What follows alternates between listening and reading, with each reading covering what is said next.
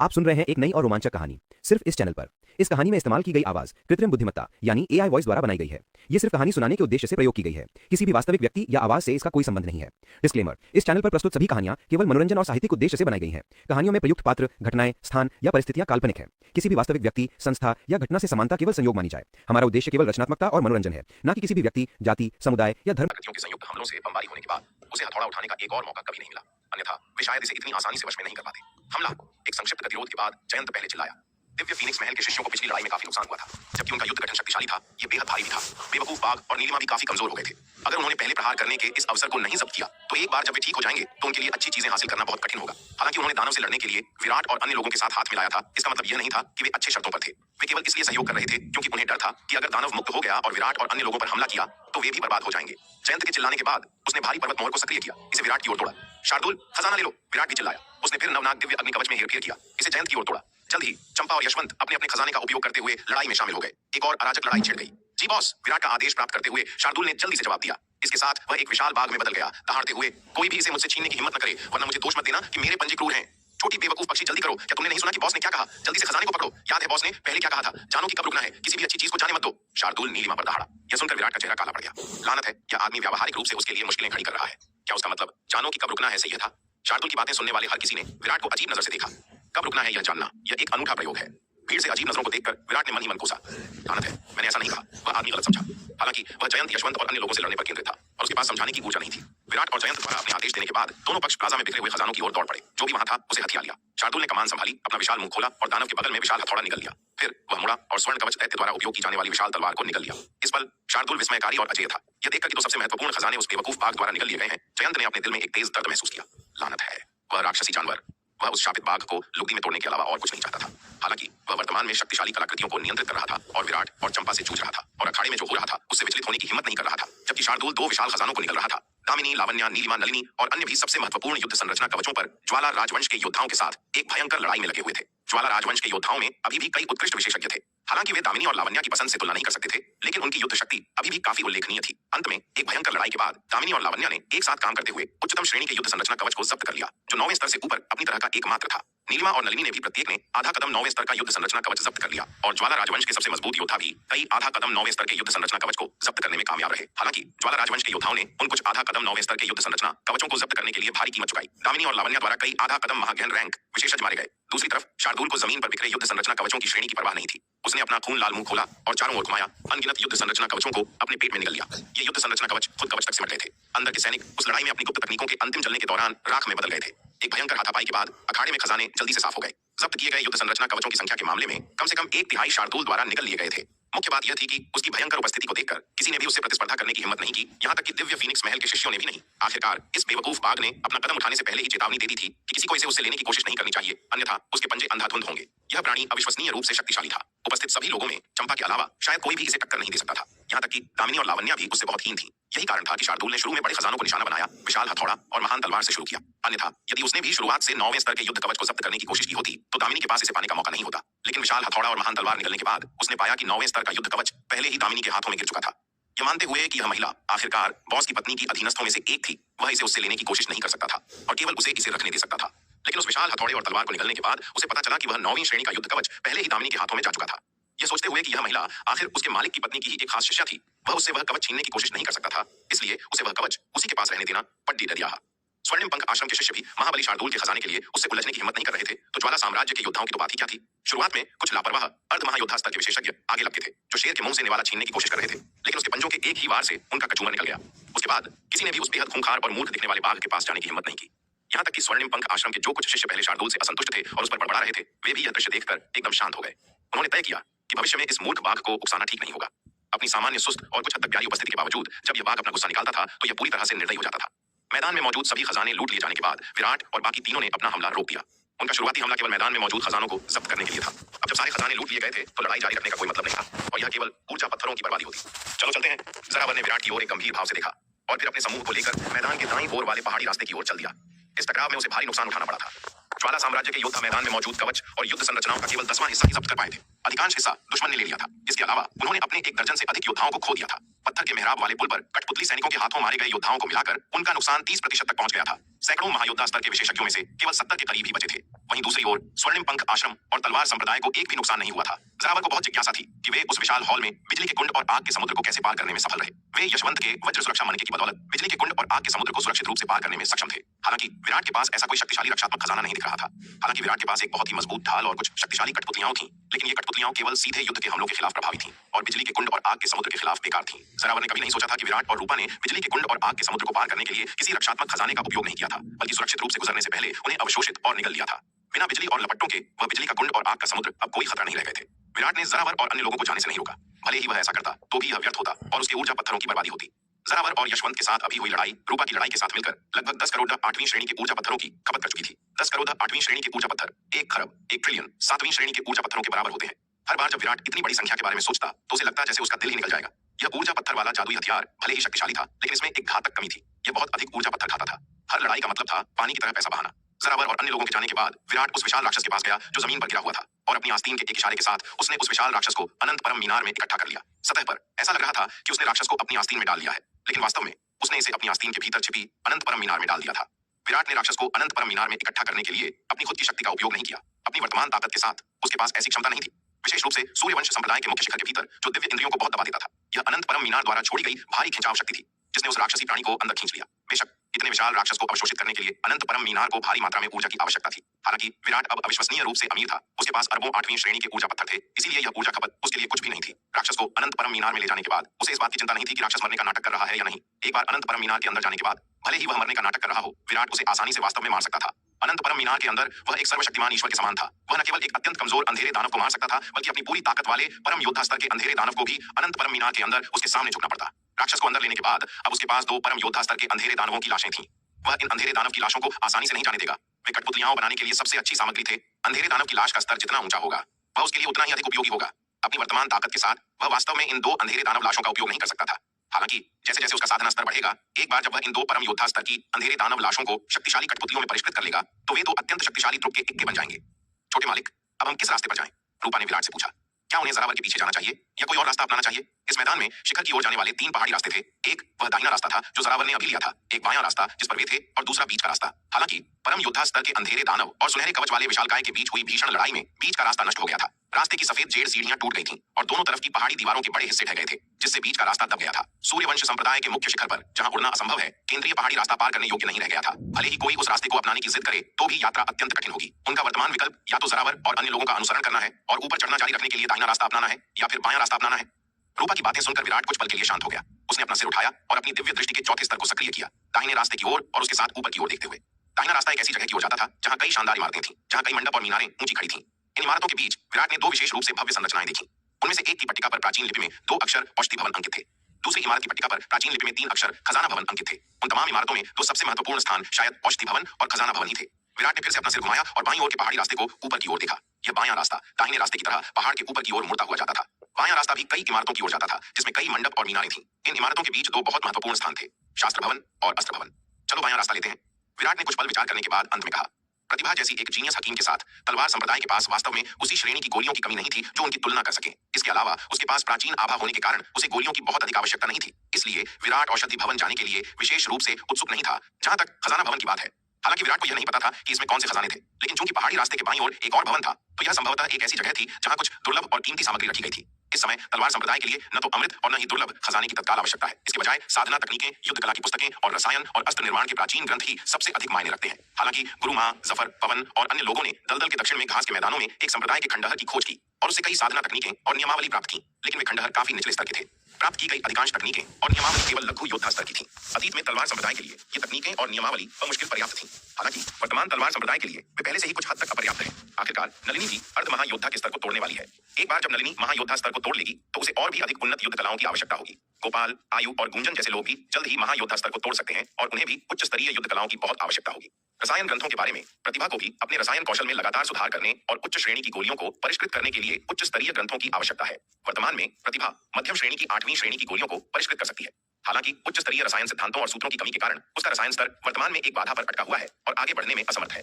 इस बीच हथियार बनाने वाली कार्यशाला में हथियार शोधक जैसे चंदन और जिया भी उच्च स्तरीय हथियार शोधन ग्रंथों को सीखने के लिए उत्सुक है।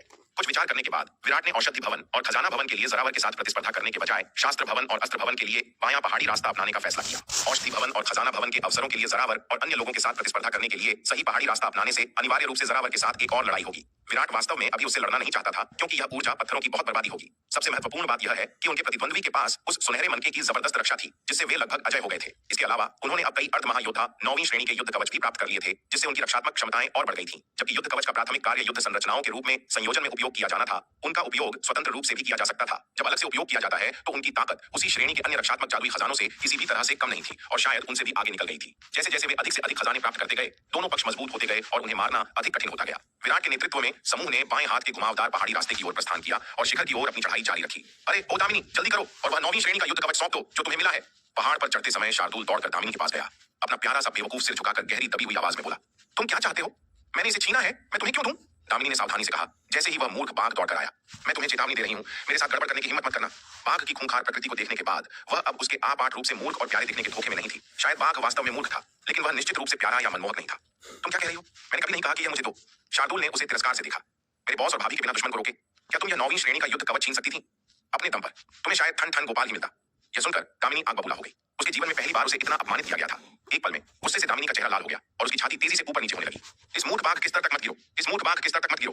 दामिनी ने चुपचाप इसे कई बार दोहराया, एक गहरी सांस ली और जबरदस्ती अपने दिल में गुस्से को दबा दिया। उसका चेहरा पीला पड़ गया था जब उसने कहा, तुम वास्तव में क्या चाहते हो? यह मूर्ख बाघ बहुत शक्तिशाली था, वह उसका मुकाबला नहीं कर सकती थी। अगर वे वास्तव में लड़ते तो उसे ही नुकसान होता। हालांकि युवा अध्यक्ष नलिनी उसके साथ थी। यह मूर्ख बाघ उसे मारने की हिम्मत नहीं कर सकता था, लेकिन सार्वजनिक रूप से इसके द्वारा पीटा जाना अभी भी एक निराशाजनक स्थिति होगी। इसलिए हालांकि दामिनी गुस्से से लगभग फट रही थी, फिर भी उसे इसे दबाना पड़ा। ओ मूर्ख औरत, तुम्हारा दिमाग काम क्यों नहीं करता? मैंने पहले ही इसे इतना स्पष्ट रूप से कह दिया है और तुम अभी भी नहीं समझी। जल्दी करो और उस 9वीं श्रेणी के युद्ध कवच को मेरी भाभी को श्रद्धांजलि के रूप में देने के लिए बाहर लाओ। इसके अलावा वह तुम्हारे स्वर्णिम पंख आश्रम की युवा मालकिन है। क्या तुम्हें उन्हें श्रद्धांजलि नहीं देनी चाहिए? क्या तुम नियम नहीं जानती? शार्दुल और भी अधिक तिरस्कारपूर्ण था। इस मूर्ख औरत का दिमाग उस दुष्ट औरत नलिनी से भी बहुत खराब था। हालांकि वह दुष्ट औरत नलिनी भयंकर थी, फिर भी वह काफी चतुर थी। हालांकि वह उससे बहुत नीच थी, लेकिन वह कम से कम काम चलाऊ थी और बहुत मूर्ख नहीं थी। दामिनी को मूर्ख औरत और काफी चतुर नहीं कि लगातार तानों से लगभग पागल कर दिया गया था, लेकिन वह उसका मुकाबला नहीं कर सकती थी और केवल कुछ समय के लिए इसे सहन कर सकती थी। उसने अपने गुस्से को दबाया और दांत पीसते हुए कहा, तो तुम उन सभी खजानों को बाहर क्यों नहीं निकालते जो तुमने निकल लिए हैं? किसने कहा कि मैं श्रद्धांजलि नहीं देता? शार्दुल उसके यह कहने का इंतजार कर रहा था। जैसे ही वह बोला, शार्दुल ने युद्ध कवच वाली विशाल तलवार को थूक दिया और विराट की ओर दौड़ पड़ा। बॉस, यह आपके लिए है। शार्दुल ने एक चापलूसी भरे भाव के साथ विराट को युद्ध कवच वाली विशाल तलवार भेंट की। यह देखकर विराट ने शार्दुल के सिर को खेल खेल में थपथपाया और मुस्कान के साथ कहा, शार्दुल बहुत अच्छे, तुम्हारा दिल बहुत अच्छा है। इसके साथ उसने अपना हाथ लहराया और विशाल तलवार को म्यान में रख लिया। उसने स्वाभाविक रूप से सुना था कि शार्दुल और दामिनी ने अब भी क्या कहा था, लेकिन उसने न जानने का नाटक किया। वह महिला दामिनी हमेशा उसमें दोष ढूंढती रहती थी। उसके हर काम में नुक्ताचीनी करती थी। उसे जो सबसे असहनीय लगा वह यह था कि वह कृतज्ञ थी और वास्तव में रूपा के मामलों में हस्तक्षेप करने की कोशिश करती। विराट काफी समय से उसे सबक सिखाना चाहता था। हालांकि सबसे पहले उसने कुछ भी अपमानजनक नहीं किया था और दूसरी बात, वह आखिरकार स्वर्णिम पंख आश्रम की शिष्या थी। रूपा की खातिर वह कुछ शब्दों पर उसे पीट नहीं सकता था। एक वयस्क पुरुष के लिए एक महिला के साथ क्षुद्र होना उसे संकीर्ण मानसिकता वाला बना देगा। इसलिए हालांकि विराट दामिनी से बहुत नाखुश था, वह केवल कुछ समय के लिए इसे सहन कर सकता था। शार्दुल ने पहले जो कहा था उससे विराट जानता था कि यह लड़का किसी भलाई के लिए नहीं था। उसके ऊपर से देखने में मूर्ख लगने पर मत जाओ, वह असल में काफी चालाक है और तुम बहुत आसानी से उसके जाल में फंस सकते हो। यदि यह स्वर्णिम पंख आश्रम का कोई अन्य शिष्य होता तो विराट ने चेतावनी का एक शब्द दिया होता। आखिरकार वे दूर से आए मेहमान है और आप उनके साथ ऐसा व्यवहार नहीं कर सकते। लेकिन दामिनी के साथ विराट को कोई परवाह नहीं थी। वह इस महिला को उसका फल मिलते हुए देखकर खुश था। इतना ही नहीं, वह अब शार्दुल के नाटक के साथ खेल रहा था। वास्तव में शार्दुल ने जो भी खजाना निकाला, जिसमें भूमिगत महल में उपभोग किए गए 8वीं श्रेणी के ऊर्जा पत्थरों की बड़ी संख्या भी शामिल थी, अंततः उसे वापस कर दिया जाएगा। शार्दुल यह केवल दामिनी से 9वीं श्रेणी के युद्ध कवच को बाहर निकालने के लिए कर रहा था। आखिरकार वे एक ही तरफ थे। हालांकि शार्दुल खुश था कि दामिनी के पास 9वीं श्रेणी का युद्ध कवच था। वह इसे जबरदस्ती नहीं छीन सकता था, इसलिए शार्दुल ने जानबूझकर दिल दुखाने के लिए इन शब्दों का इस्तेमाल किया। उम्मीद है कि वह स्वेच्छा से 9वीं श्रेणी का युद्ध कवच सौंप देगी। ए दामिनी, मैंने पहले ही अपनी पेशकश कर दी है, अब आपकी बारी है। शार्दुल दौड़कर वापस दामिनी के पास गया, अपना प्यारा सा बड़ा सिर झुकाकर बोला।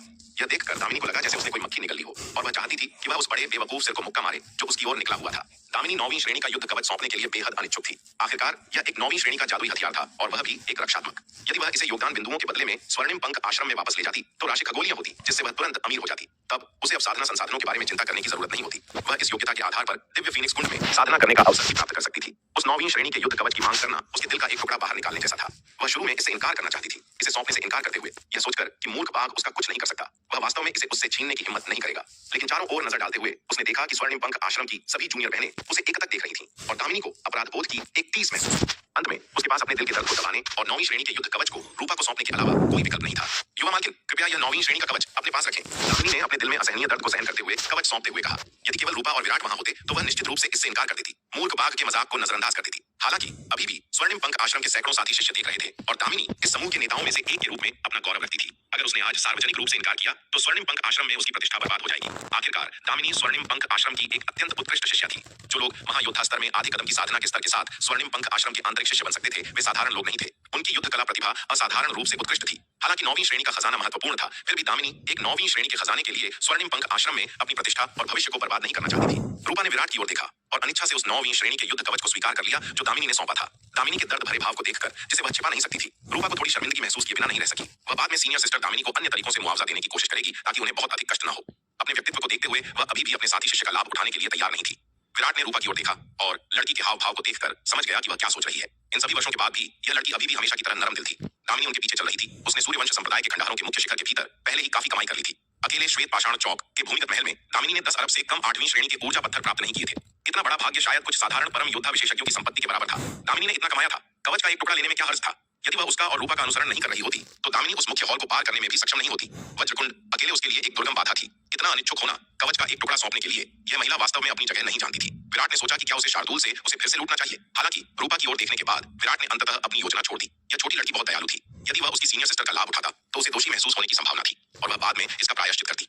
घुमावदार पहाड़ी रास्ते पर चलते हुए समूह कई इमारतों से गुजरा। इन इमारतों में मंडप, आंगन और गुफाएं शामिल थीं। सभी प्रकार की शानदार और सुंदर संरचनाएं। विराट ने अभी इन इमारतों पर ध्यान नहीं दिया, भले ही उनके भीतर खजाने हो सकते थे। वह जिस चीज की सबसे ज्यादा यात्रा करना चाहता था वह थी शास्त्र भवन। स्वर्णिम पंख आश्रम के कुछ अन्य शिष्य उन इमारतों का पता लगाने के लिए उत्सुक थे, लेकिन यह देखकर कि विराट और रूपा रुके नहीं थे, वे केवल अपने आवेगों को दबा सकते थे और उनके पीछे चल सकते थे। सफेद जेड सीढ़ियों से पक्के पहाड़ी रास्ते पर चलते रहे। कई घंटों तक चलने के बाद समूह आखिरकार शास्त्र भवन के सामने पहुंचा। दामिनी कुछ आश्चर्य के साथ विराट की ओर देखने से खुद को रोक नहीं पाई। इस आदमी को कैसे पता चला कि यहाँ ऐसा शास्त्र भवन है?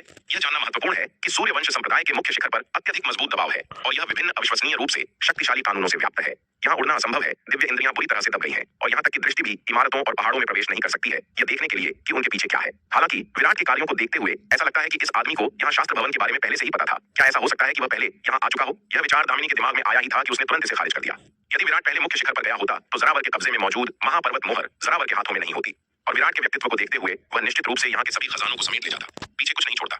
इस आदमी के पास शायद कोई रहस्यमय पता लगाने की विधि है जिससे उसे पहले से स्थिति का आभास हो जाता है। यही कारण है कि वह सीधे शास्त्र भवन की ओर जाने में सक्षम था।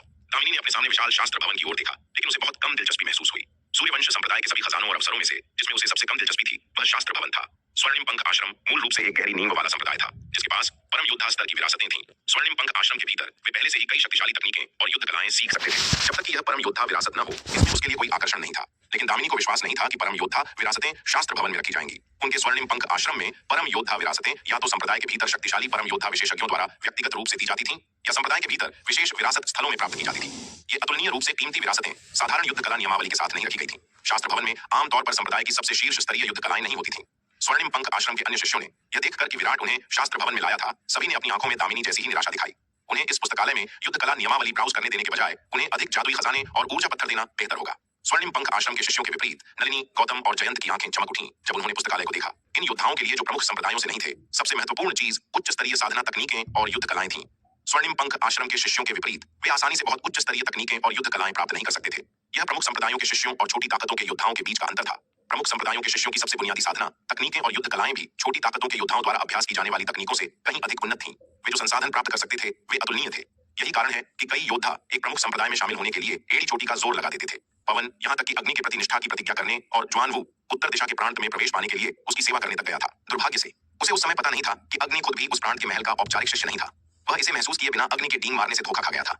उसके सामने शास्त्र भवन बेहद शानदार था, जो 10 मील से अधिक की परिधि के क्षेत्र को कवर करता था और 7 मंजिल ऊंचा था। प्रत्येक मंजिल 100 फीट ऊंची थी। इतने विशाल मंडप के भीतर पुस्तकों की भारी मात्रा अकल्पनीय थी। विराट तुरंत मंडप के प्रवेश द्वार की ओर नहीं बढ़ा। उसने सावधानी से मंडप की जांच की। उसकी भौं थोड़ी सिकुड़ गई। हालांकि मंडप का भव्य निर्माण क्षतिग्रस्त हो गया था, लेकिन यह बहुत गंभीर नहीं था। कुल मिलाकर रक्षात्मक व्यूह अपेक्षाकृत अच्छी तरह से संरक्षित था। विराट ने एक पल के लिए विचार किया और फिर मंडप के प्रवेश द्वार की ओर चल पड़ा। हालांकि जैसे ही वह मंडप के सामने 100 फीट तक पहुंचा, पानी के पर्दे जैसी लहरों की एक परत उसके सामने आ गई, जिसने उसका रास्ता रोक दिया। विराट ने अपनी हथेली बढ़ाई और धीरे से उसे पानी के पर्दे जैसी लहरों पर दबाया। पानी जैसी लहरों से निकलने वाली शक्तिशाली शक्ति को महसूस करते हुए विराट ने अपनी भौहें और भी गहरी कर ली। कितना शक्तिशाली रक्षात्मक निर्माण! इसके अलावा जिसने इसे स्थापित किया था वह अत्यंत उच्च कौशल वाला निर्माण का स्वामी था। पूरे रक्षात्मक निर्माण को अत्यधिक सटीकता और बारीकियों के साथ स्थापित किया गया था। एक भी दोष खोजना मुश्किल होगा। विराट पीछे हट गया, नवनाग अग्नि कवच निकाला और अपने हाथों को एक साथ ताली बजाई। 9 विशाल अग्नि ड्रैगन उड़ गए, पानी जैसी बाधा पर हमला करते हुए। धड़ाम धड़ाम धड़ाम 9 अग्नि ड्रैगन के भयंकर हमले के तहत पानी जैसी बाधा में लहरें उठी, लेकिन टूटने का कोई संकेत नहीं दिखा। यह देखकर रूपा ने अपना जेठ हाथ उठाया और उसकी कलाई पर कंगन उड़ गया, हिंसक रूप से पानी जैसी बाधा से टकरा गया। धड़ाम धड़ाम नवनाग अग्नि कवच और रूपा के जादुई कंगन के संयुक्त हमले के तहत पानी जैसी बाधा और भी अधिक हिंसक रूप से उतार चढ़ाव करने लगी, लेकिन यह अभी भी इसे तोड़ने में सक्षम होने से बहुत दूर थी। यह देखकर शार्दुल ने अपना मुंह खोला और एक विशाल हथौड़ा थूक दिया। फिर एक तेज गति के साथ वह एक सफेद विशाल बाग में बदल गया, विशाल हथौड़ा लहराते हुए और उसे पानी जैसी बाधा की ओर जोर से पटकते हुए। हालांकि शास्त्र भवन का रक्षात्मक व्यूह बस बहुत शक्तिशाली था, शार्दुल की सहायता से भी यह अटूट बना रहा। हमला एक पूरी अगरबत्ती के जलने के समय तक जारी रहा, फिर भी व्यूह ने टूटने का कोई संकेत नहीं दिखाया। रूपा, शार्दुल, रुको, विराट ने नवनाग अग्नि कवच को दूर रखते हुए कहा। शास्त्र भवन का रक्षात्मक व्यूह उनकी वर्तमान ताकत के लिए तोड़ने के लिए बहुत शक्तिशाली था। छोटे मालिक, क्या हमें इस शास्त्र भवन को छोड़ देना चाहिए? रूपा ने पूछा। बाईं ओर घुमावदार पहाड़ी रास्ते पर चढ़ने के बाद विराट ने बाकी सब कुछ नजरअंदाज कर दिया और सीधे शास्त्र भवन के स्थान की ओर बढ़ गया। स्पष्ट रूप से विराट ने इस मंडप को बहुत महत्व दिया। रूपा विराट को निराश नहीं करना चाहती थी, बोली, क्यों ना मैं उस आखिरी सफेद जेड नक्काशी का उपयोग करूं? कोई जरूरत नहीं, बात अभी वहां तक नहीं पहुंची है। इसके अलावा तुम्हारी सफेद जेड नक्काशी की आक्रमण शक्ति लगभग उतनी ही है जितनी नवनाग अग्नि कवच की शक्ति जो मैं अभी निकाल रहा हूं। भले ही तुम उस सफेद जेड नक्काशी का उपयोग करो, यह निश्चित नहीं है कि तुम इस शास्त्र भवन पर लगी पाबंदियों को तोड़ सकती हो। विराट ने हाथ बढ़ाया और उसके बालों को बिखेर दिया। बोलते हुए थोड़ा मुस्कुराया। उसने शास्त्र भवन के महान निर्माण को फिर से देखा, एक पल के लिए विचार किया और अंत में रूपा की ओर मुड़ा और कहा, रूपा, शास्त्र भवन के इस महान निर्माण को तोड़ना 10 दिनों या आधे महीने में किया जा सकने वाला काम नहीं हो सकता है। मुझे यहाँ सावधानी से सोचने की जरूरत है और देखना है कि क्या मैं इस महान निर्माण में कोई दोष पा सकता हूँ। तुम बाकी सबको लेकर पहले दूसरी जगहों को देखने जाओ। छोटे मालिक, मैं आपके साथ यहीं रहूंगी। रूपा ने जाने से इनकार कर दिया। नहीं, तुम्हारे यहाँ रहने का कोई फायदा नहीं है, तुम्हें सबको लेकर कहीं और देखना चाहिए, विराट ने सिर हिलाते हुए कहा। सूर्यवंश संप्रदाय के मुख्य शिखर पर कई अवसर हैं, इस मौके को बर्बाद मत करो। यदि तुम अन्य खजाने और अवसर खोजने के लिए सभी का नेतृत्व नहीं करती हो तो वे केवल जरावर और उसके जैसे लोगों को लाभान्वित करेंगे। लेकिन रूपा कुछ कहना चाहती थी। कोई लेकिन नहीं, तुम्हें मेरी सुरक्षा के बारे में चिंता करने की जरूरत नहीं है, विराट ने मुस्कुराते हुए कहा। तुम्हारे जाने के बाद मैं यहाँ चारों ओर एक छिपाव व्यूह स्थापित करूंगा। जब तक मैं खुद को नहीं दिखाता कोई भी मुझे नहीं ढूंढ पाएगा। मुझे धमकाना तो दूर की बात है। रूपा ने अपना सिर नीचे कर लिया और चुप रही। विराट ने उसका सिर सहलाया और कहा, अच्छी बच्ची बनो। फिर उसने नवनाग अग्नि कवच निकाला, उस पर से अपना रक्तसार का निशान मिटा दिया और इसे नलिनी की ओर उछाल दिया, यह कहते हुए, नलिनी, इस नवनाग अग्नि कवच को ले लो और रूपा और अन्य लोगों के साथ जाओ। नलिनी ने कोई शब्द बर्बाद नहीं किया, सीधे नवनाग अग्नि कवच ले लिया और उस पर आसानी से अपना रक्तसार का निशान लगा दिया, सिर हिलाया और कहा, ठीक है। इतने लंबे समय तक विराट के साथ रहने के बाद वह उसकी क्षमताओं को अच्छी तरह जानती थी। यह आदमी भले ही उतना मजबूत न हो, लेकिन जीवित रहने की उसकी क्षमता वास्तव में दुर्जेय थी। जब तक कोई और उसे पीछे नहीं खींच रहा था, अगर वह भागना चाहता था तो शायद परम योद्धा स्तर से नीचे का कोई भी उसे रोक नहीं सकता था। इसके अलावा ताबीज व्यूह में उसकी महारत अद्वितीय थी। व्यूह की शक्ति पर भरोसा करते हुए बहुत कम लोग उसका कुछ बिगाड़ सकते थे। यह बस एक अस्थायी अलगाव है, जीवन और मृत्यु का मामला नहीं। यह युवा अध्यक्ष काफी बेचैन हो रही है। क्या उसे संतुष्ट होने के लिए हर एक पल विराट के साथ रहने की जरूरत है? रूपा ने विराट की ओर देखा, फिर नलिनी की ओर और अंत में सिर हिलाया। ठीक है छोटे मालिक, अपना ख्याल रखना। नवनाग अग्नि कवच, इतना शक्तिशाली खजाना छोटे मालिक द्वारा इतनी आसानी से सौंप दिया गया, जो इस अध्यक्ष नलिनी में उनके विश्वास को दर्शाता है। इसके अलावा छोटे मालिक और इस अध्यक्ष ने बिना किसी औपचारिकता के काम किया, लगभग एक पुराने शादीशुदा जोड़े की तरह। क्या ऐसा हो सकता है कि छोटे मालिक और इस अध्यक्ष का भी कोई चक्कर चल रहा है? अगर ऐसा है, अगर वह छोटे मालिक के साथ इतनी स्नेही बनी रही तो उसे नीची नजरों से देखा जाएगा। यह सोचते हुए रूपा तुरंत निर्णायक हो गई। पहले की तरह झिझकती और अनिच्छुक नहीं रही। वह इस अध्यक्ष नलिनी के सामने अपनी साख नहीं खो सकती थी। वह आखिरकार विराट के परिवार की सदस्य थी। वह छोटे मालिक को शर्मिंदा कैसे कर सकती थी? बॉस, क्या मुझे रुकना चाहिए और आपकी रक्षा करनी चाहिए? शार्दुल ने पूछा। कोई जरूरत नहीं, तुम उनके साथ जाओ, विराट ने हाथ हिलाया। ठीक है बॉस, शार्दुल ने बिल्कुल भी संकोच नहीं किया। वह नलिनी से बेहतर विराट के तुर्क के पत्तों को जानता था। बाकी सब कुछ एक तरफ, बस उस टूटी हुई तलवार के उसके पास होने का मतलब था कि बहुत कम लोग उसे नुकसान पहुंचा सकते थे। शायद वह टूटी हुई तलवार आसानी से लड़ नहीं सकती थी, लेकिन अगर खतरा पैदा हुआ तो कम से कम वह उसे बिना किसी समस्या के दूर ले जा सकती थी। चिंता मत करो बॉस, मैं आपके लिए बहुत सारे खजाने लाऊंगा। मैं निश्चित रूप से आपकी शिक्षाओं का पालन करूंगा और जानूंगा कि कब रुकना है, शार्दुल ने कहा। फिर दूसरों के साथ भाग गया। ये सुनकर विराट के माथे पर लकीरें खिंच गईं। बकवास मत करो, मैंने तब जो कहा था उसका वह मतलब नहीं था जो तुम सोचते हो। मेरे लिए मुसीबत मत लाना। रूपा और नलिनी समूह को शास्त्र भवन से दूर ले गई और दूसरी ओर बढ़ गई। सूर्यवंश संप्रदाय का यह मुख्य शिखर कभी अनगिनत शक्तिशाली सूर्यवंश संप्रदाय के सदस्यों का घर हुआ करता था। संप्रदाय के कई परम योद्धा स्तर के विशेषज्ञों की गुफाएं और निवास यहाँ स्थित थे। इस मुख्य शिखर पर रहने वाला सबसे कमजोर योद्धा शायद कम से कम अर्ध परम योद्धा स्तर का साधक था। सूर्यवंश संप्रदाय के इस मुख्य शिखर को अवसरों से भरा हुआ बताया जा सकता है। क्योंकि विराट इस बार समूह में नहीं था, इसलिए नन्ही चिड़िया नीलिमा शार्दुल के सिर पर कूद गई। रूपा द्वारा उसकी रक्त रेखा का दमन बहुत मजबूत था। वह रूपा के कंधे पर कूदने की हिम्मत नहीं कर सकती थी। वह नलिनी से भी बहुत परिचित नहीं थी और बहुत ढीठ नहीं बनना चाहती थी। इसके अलावा नलिनी का स्वभाव खराब था। कौन जानता था कि वह उसकी सवारी बनने को तैयार होगी या नहीं? अगर वह उसके कंधे पर कूदी और उसे फेंक दिया गया तो क्या उसकी बेइज्जती नहीं होगी? इधर उधर देखने पर समूह में केवल एक ही व्यक्ति उसकी सवारी बनने के लिए उपयुक्त था। वह था यह मूर्ख बाघ। ओ छोटे बेवकूफ, तुम क्या कर रहे हो? मेरे सिर पर कूदने की हिम्मत? क्या तुम लड़ना चाहते हो? शार्दुल ने अपने पंजे फैलाए नन्ही चिड़िया को अपने सिर से हटाने की कोशिश की। वह तलवार संप्रदाय का प्रतिष्ठित बाघ राज किसी को अपने सिर पर सवारी करने की अनुमति कैसे दे सकता था? उसकी बाघ राज की स्थिति का क्या होगा? मूर्ख बाघ, बस एक बार मेरी सवारी बन जाओ। इतना दहाड़ क्यों रहे हो? नन्ही चिड़िया ने तुरंत शिकायत की। बिल्कुल नहीं, अगर ये बात फैल गई कि मुझ पर तुम जैसे छोटे बेवकूफ ने सवारी की है तो मेरा चेहरा कहां रहेगा? मैं केवल अपने बॉस की सवारी हूं और कोई भी मुझ पर सवारी नहीं कर सकता। शार्दुल गुर्राया। हाँ मूर्ख बाघ, रहने भी दे। तुम कहते हो कि विराट के अलावा कोई तुम पर सवारी नहीं कर सकता। तुम बस बकवास कर रहे हो। वापस दक्षिणी महाद्वीप में मैंने इसे अपनी आंखों से देखा था। कुछ समय के लिए तुम पर वान्या हर दिन सवारी करती थी और तुम एक बड़ी सफेद बिल्ली में भी बदल गए थे, जिसे वान्या द्वारा मरे हुए कुत्ते की तरह शहर में घसीटा गया था। नन्ही चिड़िया ने तिरस्कारपूर्वक कहा। तुम मूर्ख पक्षी, चुप रहो। यह सुनते ही शार्दुल दहाड़ उठा। वे दिन उसके लिए सबसे असहनीय समय थे। उस समय वान्या अभी भी छोटी थी और तान्या द्वारा बिगाड़ दी गई थी। वह अविश्वसनीय रूप से शरारती थी, हमेशा एक छोटे शैतान की तरह मुसीबत पैदा करती थी। वह वान्या के हाथों में गिर गया था और वान्या उसके साथ हर तरह से खेलती थी। और चूंकि वह सबसे बड़ी बेटी थी, इसलिए उसने रत्ती भर भी विरोध करने की हिम्मत नहीं की। वे काले दिन उसके लिए पूरी तरह से अंधकारमय थे। वह पूरी तरह से निराशाजनक महसूस करता था। इसके अलावा वह उसका सबसे अपमानजनक अनुभव था, विशेष रूप से वान्या द्वारा मरे हुए कुत्ते की तरह शहर में घसीटा जाना, उसकी गर्दन पकड़कर, वह भी तब जब अनगिनत लोग देख रहे थे। यह वह अनुभव था जिसका उल्लेख वह सबसे कम करना चाहता था। और अब यह मूर्ख छोटा पक्षी सार्वजनिक रूप से इतने सारे लोगों के सामने उसके घावों को फिर से हरा कर रहा था। अब उसकी बाघ राज की प्रतिष्ठा कहाँ थी? इस समय शार्दुल चाहता था कि वह इस मूर्ख छोटे पक्षी का मुंह बंद कर दे। नन्ही चिड़िया की बात सुनकर नलिनी ने जिज्ञासा से देखा। इस मूर्ख बाघ का ऐसा अनुभव था, लेकिन एक छोटी लड़की द्वारा मरे हुए कुत्ते की तरह शहर में घसीटे जाने का विचार किसी तरह अविश्वसनीय रूप से संतोषजनक था। नीलिमा, क्या तुम जो कह रही हो वह सच है? नलिनी ने रुचि के साथ पूछा। वह अब मूर्ख बाघ को हरा नहीं सकती थी, लेकिन उसके शर्मनाक अतीत के बारे में सुनना और उसकी दुर्दशा देखना काफी मनोरंजक था। वह लंबे समय से इस मूर्ख बाघ को नापसंद करती थी। वह उसे लगातार दुष्ट महिला कहता था, अत्यंत अपमानजनक भाषा का उपयोग करता था। वह अपना गुस्सा निकालने के लिए उसे सबक सिखाना चाहती थी और उसे उससे अधिक विनम्रता से बात करने के लिए मजबूर करना चाहती थी। लेकिन दुर्भाग्य से बाघ बहुत शक्तिशाली था। वह उसे हरा नहीं सकती थी। बेशक यह सच है, मैं जो कहती हूँ वह सच है, नन्ही चिड़िया ने कहा, अपने होठों को सिकोड़ते हुए। मिस नीलिमा, क्या आप हमें बता सकती हैं कि उस समय क्या हुआ था? नलिनी ने बड़ी दिलचस्पी से पूछा। नलिनी की बातें सुनकर लगभग सभी देखने के लिए मुड़े। उनके चेहरे जिज्ञासा से भरे हुए थे। वे सभी यह जानने के लिए उत्सुक थे कि इस खूंखार मूर्ख बाघ को एक छोटी लड़की ने पूरे शहर में कैसे घसीटा था। छोटे मूर्ख पक्षी, अपना मुंह बंद करो। अगर तुमने कुछ भी कहने की हिम्मत की तो मैं तुमसे मौत तक लड़ूंगा। शार्दुल इस दृश्य को देखकर घबरा गया।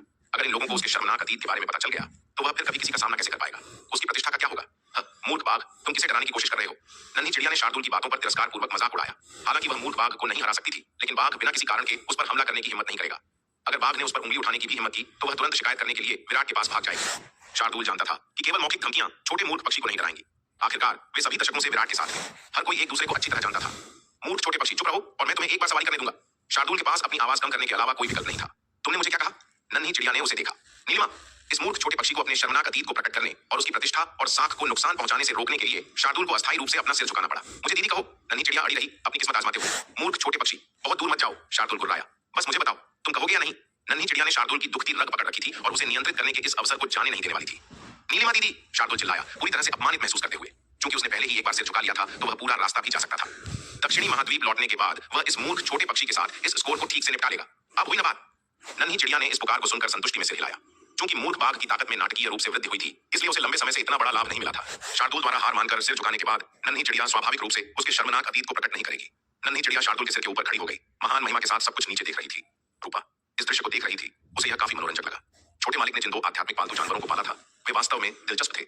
रूपा और नलिनी के जाने के बाद विराट ने शास्त्र भवन के सामने एक छिपाव व्यू स्थापित किया और अपनी रक्षा के लिए हरे कपड़ों वाले लड़के को बुलाया। यह सब पूरा करने के बाद विराट ने अनंत परम मीनार को बुलाया और एक चमक के साथ अनंत परम मीनार में प्रवेश किया। अनंत परम मीनार के दूसरे स्तर में प्रवेश करने के बाद विराट ने अनंत परम मीनार के दूसरे स्तर के 24वें तारे को रोशन करने के लिए 2,62,14,400 8वीं श्रेणी के ऊर्जा पत्थरों का उपयोग किया। 24वें तारे के जलने के बाद अनंत परम मीनार के दूसरे स्तर में तारों की रोशनी की तीव्रता दोगुनी हो गई, जो 8वीं श्रेणी के ऊर्जा पत्थर के प्रभाव के 6 गुना तक पहुंच गई।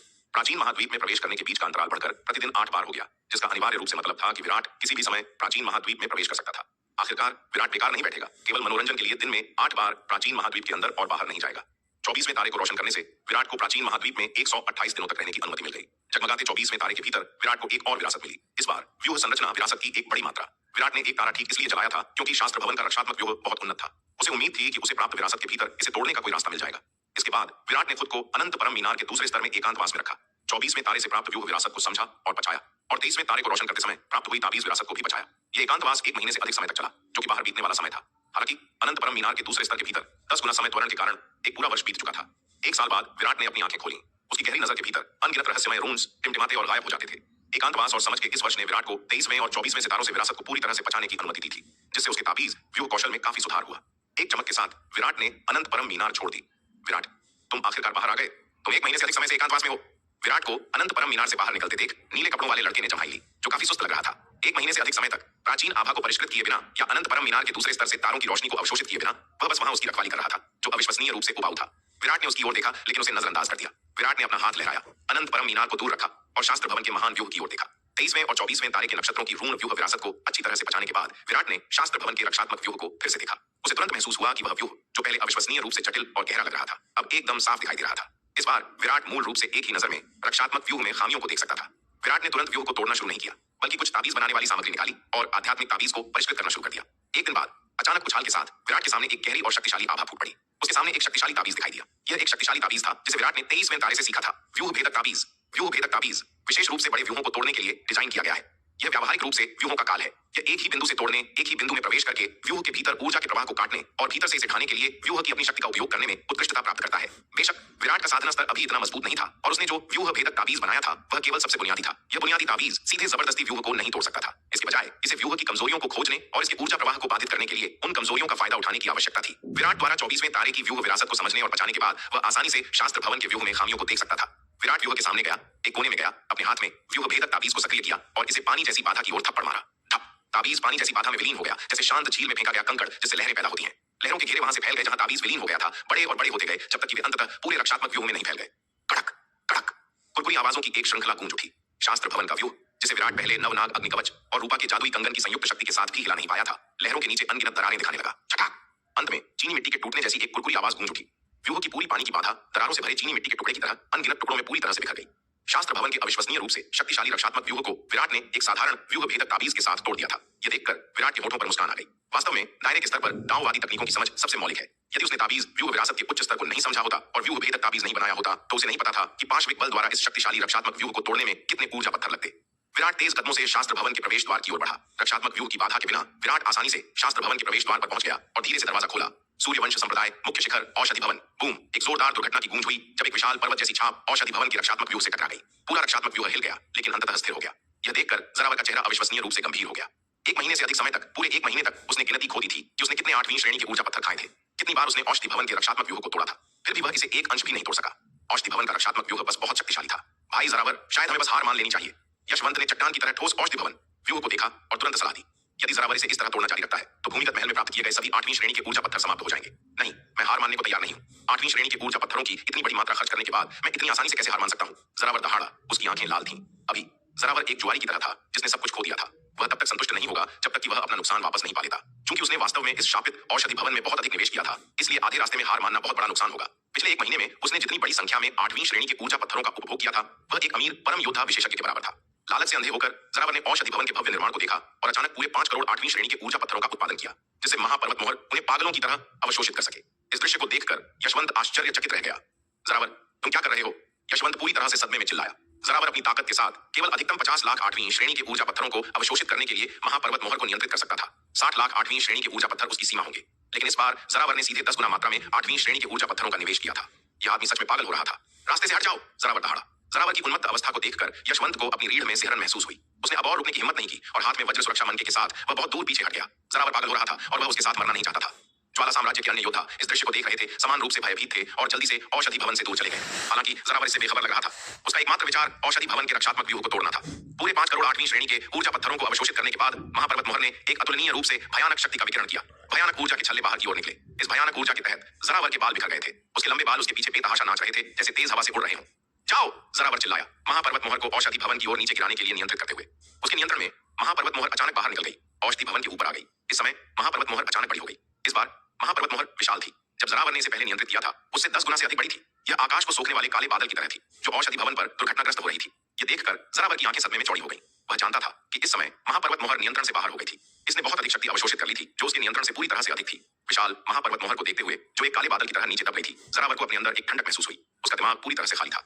बूम, विशाल महापर्वत मोहर औषधि भवन के रक्षात्मक व्यूह से टकरा गई, जिससे एक बहरा करने वाली दहाड़ निकली। यह भयानक झटका अंततः औषधि भवन के व्यूह की रक्षात्मक सीमा को पार कर गया। एक कड़क के साथ औषधि भवन का पूरा रक्षात्मक व्यूह इस एक ही झटके से पूरी तरह से चकनाचूर हो गया। औषधि भवन के रक्षात्मक व्यूह को तोड़ने के बाद महापर्वत मोहर द्वारा अवशोषित शक्ति लगभग पूरी तरह से समाप्त हो गई थी। जरावर के सिर तक पहुंचने से ठीक पहले यह आखिरकार रुक गई, वापस एक छोटी पर्वत मोहर में बदल गई और जमीन पर गिर गई। जरावर, जो इस अग्नि परीक्षा से बच गया था, लंबे समय तक स्तब्ध रहा और आखिरकार उसे होश आया। जब उसे एहसास हुआ कि उसने आखिरकार औषधि भवन के रक्षात्मक व्यूह को तोड़ दिया है तो जरावर बहुत खुश हुआ। टूट गया, टूट गया, हा हा हा, मैंने आखिरकार इस शापित रक्षात्मक व्यूह को तोड़ दिया। जरावर बेतहाशा हंसा, अपना सिर पीछे की ओर फेंकते हुए। यशवंत यह देखकर खुशी और निराशा का मिश्रण महसूस कर रहा था। वह खुश था क्योंकि औषधि भवन का व्यूह टूट गया था, जिसका मतलब था कि वे आखिरकार भीतर के खजाने और अवसर प्राप्त कर सकते थे। वह निराश था क्योंकि जरावर बच गया था। उस आदमी की किस्मत वास्तव में अद्भुत थी। वह जरावर के उस महापर्वत मोहर द्वारा कुचले जाने का इंतजार कर रहा था जिसे उसने नियंत्रित किया था, जिसके बाद मोहर उसके हाथों में आ जाती। यदि उसे 9वीं श्रेणी या उससे ऊपर के 2 खजाने मिलते तो उसे अब सूर्यवंश संप्रदाय के मुख्य शिखर पर रुकने की आवश्यकता नहीं होती। वह बस खजाने ले सकता था, सूर्यवंश संप्रदाय के खंडारों को छोड़ सकता था और तुरंत उत्तर दिशा के प्रांत में लौट सकता था। यदि वह ज्वानवु प्रांत को दोनों खजाने अर्पित करता, भले ही उसकी पृष्ठभूमि और पारिवारिक संबंध जरावर से बहुत कम थे, यह अपार उपलब्धि उसे ज्वानवु प्रांत के युवा मालिक की स्थिति को विरासत में लेने का वास्तविक मौका देगी। उस समय भले ही ज्वानवु प्रांत का प्रधान बुजुर्ग जरावर की मौत के कारण उससे नाराज होता, लेकिन वह उस पर हाथ उठाने की हिम्मत नहीं करता। हालांकि ज्वानवु प्रांत के प्रधान बुजुर्ग के पास एक प्रतिष्ठित पद था, लेकिन वह ज्वानवु प्रांत के भीतर सब कुछ नियंत्रित नहीं कर सकता था। उससे भी अधिक शक्तिशाली अन्य लोग थे, जैसे ज्वान वो प्रांत का स्वामी और कुछ लंबे समय से अनुपस्थित सर्वोच्च बुजुर्ग। यदि वह इन दो अविश्वसनीय रूप से कीमती खजानों की पेशकश कर सकता था, तो उसने अनुमान लगाया कि यह उन लंबे समय से अनुपस्थित पुराने अमरों को भी सचेत कर देगा। दुर्भाग्य से जरावर बच गया, उसकी योजनाओं को विफल कर दिया। औषधि भवन में हंगामे ने शास्त्र भवन में विराट को भी सचेत कर दिया। विराट ने अपनी दिव्य दृष्टि को सक्रिय किया और देखा, औषधि भवन के भव्य निर्माण पर विशाल महापर्वत मोहर के दुर्घटनाग्रस्त होने का पृथ्वी को हिला देने वाला दृश्य देखा। जरावर, वह पागल हो गया है। महापर्वत मोहर में इतनी शक्ति डालने की हिम्मत करते हुए यह आदमी व्यावहारिक रूप से मौत को दावत दे रहा है। यह देखकर विराट भी हैरान रह गया, लेकिन फिर उसने देखा कि जरावर वास्तव में महापर्वत मोहर की अनियंत्रित दुर्घटना से बच गया था। यह आदमी भाग्यशाली है। विराट ने अपना सिर हिलाया, अब ध्यान नहीं दिया। यदि जरावर ने इस तरह जारी रखा तो उसे उंगली उठाने की भी आवश्यकता नहीं होगी। जरावर खुद को मार डालेगा। यदि ऐसा हुआ तो यह उसे कुछ परेशानी से बचाएगा। वह बस जाकर खजाने इकट्ठा कर सकता था। विराट ने बाहर की घटनाओं को नजरअंदाज कर दिया और शास्त्र भवन में विभिन्न पुस्तकों को पागलों की तरह इकट्ठा करना शुरू कर दिया। यह मंडप 10 मील की परिधि के क्षेत्र को कवर करता था और इसकी 7 मंजिलें थीं, प्रत्येक 100 फीट ऊंची थीं। इसमें जो किताबें थीं वे बस विशाल थीं। स्वाभाविक रूप से विराट संभवतः उन सभी को एक एक करके नहीं पढ़ सकता था। वह उन सभी को पहले इकट्ठा करेगा। वह उन्हें बाद में संभालने के लिए अपनी गुरुमां और 2 सीनियर 100 फीट ऊंची थी। इसमें जो किताबें थीं वे बस विशाल थीं। स्वाभाविक रूप से विराट संभवतः उन सभी को एक एक करके नहीं पढ़ सकता था। वह उन सभी को पहले इकट्ठा करेगा। वह उन्हें बाद में संभालने के लिए अपनी गुरुमां और 2 सीनियर सिस्टर के पास ले जा सकता था, अपने लिए आवश्यक भागों का चयन करते हुए। उसके पास वास्तव में इतनी भारी मात्रा में किताबें खुद पढ़ने का समय नहीं था। उसे विभिन्न शक्तिशाली युद्ध कलाओं को साधना था और हर दिन ढेर सारे विविध मामलों से निपटना था। अनंत परम मीनार के दूसरे स्तर के 10 गुना समय त्वरण के साथ भी उसके पास अभी भी पर्याप्त समय नहीं था। शायद दक्षिणी महाद्वीप के महान व्यूह के पूरा होने के बाद उसका निर्मल अवतार कुछ समय निकाल सके। विराट को इन सभी पुस्तकों को अनंत परम मीनार में ले जाने में पूरा 1 महीना लग गया। आखिरकार वह इन पुस्तकों को बेतरतीब ढंग से अंदर नहीं ले जा सकता था। उसे उन्हें वैसे ही रखने की कोशिश करनी थी जैसे वे थीं। शास्त्र भवन में उसने मूल रूप से पहले प्रत्येक विशाल बुकशेल्फ को तोड़ा, फिर अलमारियों को उन पर पुस्तकों के साथ एक एक करके अनंत परम मीनार में ले गया। यदि उसने उन्हें बस बेतरतीब ढंग से इकट्ठा किया होता तो यह बहुत तेज होता, लेकिन बाद में गुरुमां और अन्य लोगों के लिए किताबों को व्यवस्थित करना बहुत मुश्किल हो जाता। विराट केवल अपनी सुविधा के बारे में नहीं सोच सकता था, उसे अपनी गुरुमां और अन्य लोगों पर भी विचार करना था। सूर्यवंश संप्रदाय, मुख्य शिखर, औषधि भवन में जरावर, यशवंत और अन्य लोगों ने औषधि भवन में सभी अमृत और औषधीय जड़ी बूटियों को अपनी जेब में डाल लिया। इस लूट ने जरावर और उसके समूह को बहुत अमीर बना दिया। इस बार जरावर असामान्य रूप से उदार था। उसने ज्वाला साम्राज्य के योद्धाओं को काफी मात्रा में गोलियां वितरित की। इन लोगों से काम करवाने के लिए उसे उन्हें कुछ लाभ देना पड़ा। वह हमेशा उनका शोषण नहीं कर सकता था। बेशक जरावर ने इन ज्वाला साम्राज्य के योद्धाओं को जो गोलियां वितरित की वे सभी अपेक्षाकृत निम्न श्रेणी की थीं। उसने 8वीं श्रेणी या उच्च गुणवत्ता की एक भी गोली नहीं दी। इस बार हालांकि औषधि भवन के भव्य निर्माण को तोड़ने के लिए महापर्वत मोहर का उपयोग करने की प्रक्रिया काफी खतरनाक थी, लेकिन फसल भी आश्चर्यजनक थी। उसने जो गोलियां प्राप्त की उनमें काफी कुछ 8वीं श्रेणी और अर्ध 9वीं श्रेणी की गोलियां थीं। कुछ अत्यंत कीमती 9वीं श्रेणी की गोलियां भी थीं। इतनी बड़ी मात्रा में गोलियों के साथ उसे परम योद्धा स्तर तक पहुंचने से पहले आवश्यक संसाधनों के बारे में चिंता करने की जरूरत नहीं होगी। केवल अफसोस की बात यह थी कि 9वीं श्रेणी या उससे ऊपर की बहुत कम गोलियां थीं। कुल मिलाकर 5 से भी कम थीं। यह अनुमान लगाया गया था कि वर्षों पहले उस भीषण लड़ाई के दौरान औषधि भवन ने मूल रूप से 9वीं श्रेणी और उससे ऊपर की सभी उच्च श्रेणी की गोलियों का उपयोग कर लिया था। यही कारण है कि केवल कुछ ही बची थीं। औषधि भवन छोड़ने के बाद जरावर सभी को एक और महत्वपूर्ण स्थान सूर्यवंश संप्रदाय के खजाना भवन में ले गया। खजाना भवन का रक्षात्मक निर्माण औषधि भवन जितना ही शक्तिशाली था। जिस शक्ति का उपयोग जरावर आमतौर पर महापर्वत मोहर पर करता था, उससे वह खजाना भवन के रक्षात्मक व्यूह को तोड़ ही नहीं सकता था। प्रवेश करने के लिए उसे अपनी पुरानी चाल का सहारा लेना होगा। एक ही बार में महापर्वत मोहर में 5 करोड़ से अधिक 8वीं श्रेणी के ऊर्जा पत्थर डालना, खजाना भवन के रक्षात्मक व्यूह को तोड़ने की उम्मीद में। हालांकि इस बार जरावर ने इसे उस तरह नहीं किया जैसे उसने पिछली बार औषधि भवन के रक्षात्मक व्यूह को तोड़ते समय किया था। ऐसी बात केवल एक बार हो सकती है। अगर उसने इसे बार बार किया तो वह वास्तव में मर जाएगा। वह पिछली बार अच्छी किस्मत की वजह से बच गया था, लेकिन वह गारंटी नहीं दे सकता था कि वह हर बार इतना भाग्यशाली होगा। अब भी उस खतरनाक पल को याद करते हुए जब उसने औषधि भवन के रक्षात्मक व्यूह को तोड़ा था, उसकी रीढ़ में सिहरन दौड़ जाती थी। विभिन्न तरीकों को आजमाने और खजाना भवन के रक्षात्मक व्यूह को तोड़ने में विफल रहने के बाद जरावर अन्य स्थानों का पता लगाने के लिए चला गया। औषधि भवन और खजाना भवन के अलावा सूर्यवंश संप्रदाय के मुख्य शिखर पर कई अन्य अच्छे स्थान भी थे। जरावर समूह को खजाना भवन से दूर ले गया, पहाड़ी रास्ते के साथ ऊपर की ओर खोज रहा था। उसका अंतिम गंतव्य सूर्यवंश संप्रदाय के मुख्य शिखर की चोटी थी। शिखर पर एक शानदार हॉल था। दूर से भी कोई उससे निकलने वाली अपार शक्ति को महसूस कर सकता था। वह संभवतः पूरे सूर्यवंश संप्रदाय में सबसे महत्वपूर्ण स्थान था, शायद उसकी विरासत का स्थल भी। हालांकि भले ही जरावर शिखर पर मुख्य हॉल की ओर निकल पड़ा, लेकिन उसे वास्तव में प्रवेश करने की बहुत उम्मीद नहीं थी। यहाँ तक कि सूर्यवंश संप्रदाय के मुख्य शिखर पर औषधि भवन और खजाना भवन का उपयोग करना अविश्वसनीय रूप से कठिन था। औषधि भवन के रक्षात्मक व्यूह को तोड़ते समय उसने लगभग अपनी जान गंवा दी थी, तो इससे भी अधिक महत्वपूर्ण विरासत स्थल की तो बात ही क्या। इसलिए जरावर इत्मीनान से आगे बढ़ा। शिखर पर मुख्य हॉल तक पहुंचने से ज्यादा वह उन गुफा आवासों और आंगनों में अधिक रुचि रखता था जहां शक्तिशाली हस्तियां रहती थीं। जहां शक्तिशाली लोग रहते हैं वहां हमेशा खजाने छूट जाते हैं। उसके और यशवंत के पीछे चल रहे ज्वाला साम्राज्य के योद्धा भी साथ साथ चलते रहे, रुकते और शुरू होते रहे। इन योद्धाओं ने चलते चलते उन गोलियों का सेवन किया जो उन्होंने पहले औषधि भवन से प्राप्त की थी। इस जगह पर खतरा हमेशा मौजूद था। जरावर और यशवंत द्वारा उनकी रक्षा करने के बावजूद सुरक्षा की गारंटी नहीं थी। अपनी साधना को बढ़ाने वाली गोलियां प्राप्त करने के बाद वे स्वाभाविक रूप से इन अवसरों को अपनी ताकत में बदलना चाहते थे और सुरक्षा के अधिक साधन चाहते थे। बेशक गोलियों का सेवन करने वाले अधिकांश योद्धा लघु योद्धा स्तर के देर या चरम पर थे। जरावर और यशवंत जैसे शक्तिशाली लोग जो अर्ध महायोद्धा स्तर पर थे ने इस समय गोलियों का सेवन नहीं करने का फैसला किया। वे पहले से ही अर्ध महायोद्धा स्तर की सीमा पर थे। यदि वे इन शक्तिशाली गोलियों का सेवन करते तो वे अपनी साधना पर नियंत्रण खो सकते थे और महायोद्धा स्तर को तोड़ सकते थे, जो एक बड़ी समस्या होगी। आखिरकार वर्तमान स्थानिक मार्ग केवल महायोद्धा स्तर से नीचे के योद्धाओं द्वारा ही पहुंचा जा सकता है। यदि वे महायोद्धा स्तर को तोड़ते थे तो वे जीवन भर के लिए इस प्राचीन खंडहर में फंस जाते। यदि ऐसा होता तो अनगिनत खजाने और अवसर प्राप्त करने का क्या मतलब होगा। सूर्यवंश संप्रदाय, मुख्य शिखर, शास्त्र भवन। जब विराट शास्त्र भवन की सभी पुस्तकों को अनंत परम मीनार में ले जा रहा था, रूपा और नलिनी अन्य लोगों के साथ लौट आए। रूपा का चेहरा खुशी से चमक उठा जब उसने देखा कि शास्त्र भवन के बाहर का महान निर्माण टूट गया है। छोटे मालिक अंततः शास्त्र भवन के महान निर्माण को तोड़ने में सफल हो गए थे। छोटे मालिक वास्तव में अद्भुत थे, उन्होंने इतने शक्तिशाली निर्माण को भी तोड़ दिया था। रूपा तुरंत हवा के झोंके की तरह शास्त्र भवन में विराट को खोजने के लिए दौड़ी। दामिनी ने टूटे हुए निर्माण के साथ शास्त्र भवन को देखा, उसकी आंखों में सदमे का भाव दिखाई दिया। उसने पहले उस निर्माण की शक्ति को प्रत्यक्ष रूप से देखा था, 2 कीमती खजाने और उस मूर्ख बाघ का हमला महान निर्माण को हिला भी नहीं सका था। लेकिन अब यह महान निर्माण विराट द्वारा चुपचाप अकेले ही तोड़ दिया गया था। निर्माणों पर इस आदमी की महारत कितनी भयानक थी। क्या यह वास्तव में दक्षिणी महाद्वीप के एक देहाती द्वारा किया जा सकता है? दक्षिणी महाद्वीप के एक देहाती के पास इतनी महान क्षमताएं कैसे हो सकती हैं? क्या यह देहाती वास्तव में एक दुर्लभ प्रतिभा हो सकता है? यह देहाती इतना सक्षम है, शायद वह वास्तव में युवा अध्यक्ष के योग्य है। इस समय विराट के बारे में दामिनी की राय धीरे धीरे डगमगाने लगी। शायद युवा अध्यक्ष की पसंद सही थी। नलिनी ने शास्त्र भवन को देखा जिसका रक्षात्मक निर्माण टूट गया था। वह इस दृश्य से बहुत हैरान नहीं थी। उसने विराट से बहुत सारे अविश्वसनीय तरीके देखे थे। कई चीजें जो दूसरों के लिए अकल्पनीय हो सकती थीं, जब विराट के साथ होती थीं, तो उसे पूरी तरह से सामान्य लगती थीं। विराट को पहले ही सबकी वापसी का एहसास हो गया था। इसके अलावा हरे कपड़ों वाला युवा लड़का शास्त्र भवन के बाहर पहरा दे रहा था, उसके लिए दरबान का काम कर रहा था। लड़के ने मंडप के पास आने से पहले ही उसे सूचित कर दिया था। जैसे ही रूपा शास्त्र भवन में दौड़ी, विराट भीतर से उभरा। छोटे मालिक! रूपा ने तुरंत खुद को विराट की बाहों में डाल दिया, उसे कसकर गले लगा लिया। ठीक है, ओ छोटी बदमाश, अभी 2 महीने से कुछ ही ज्यादा समय हुआ है, छोटा मालिक भागा नहीं। विराट ने उसकी पतली कमर के चारों ओर अपना हाथ रखा, उसकी पीठ थपथपाई और मुस्कान के साथ कहा। उसने देखा कि यह छोटी लड़की उससे और अधिक जुड़ी हुई थी। सालों पहले छोटे मालिक से अलग होने के बाद मैंने आपको दशकों से नहीं देखा है। अब जब हम आखिरकार फिर से मिल गए हैं, तो बेशक मैं आपको हर दिन देखना चाहती हूँ। रूपा विराट की छाती से सट गई, फिर उसे ईमानदारी से ऊपर देखा।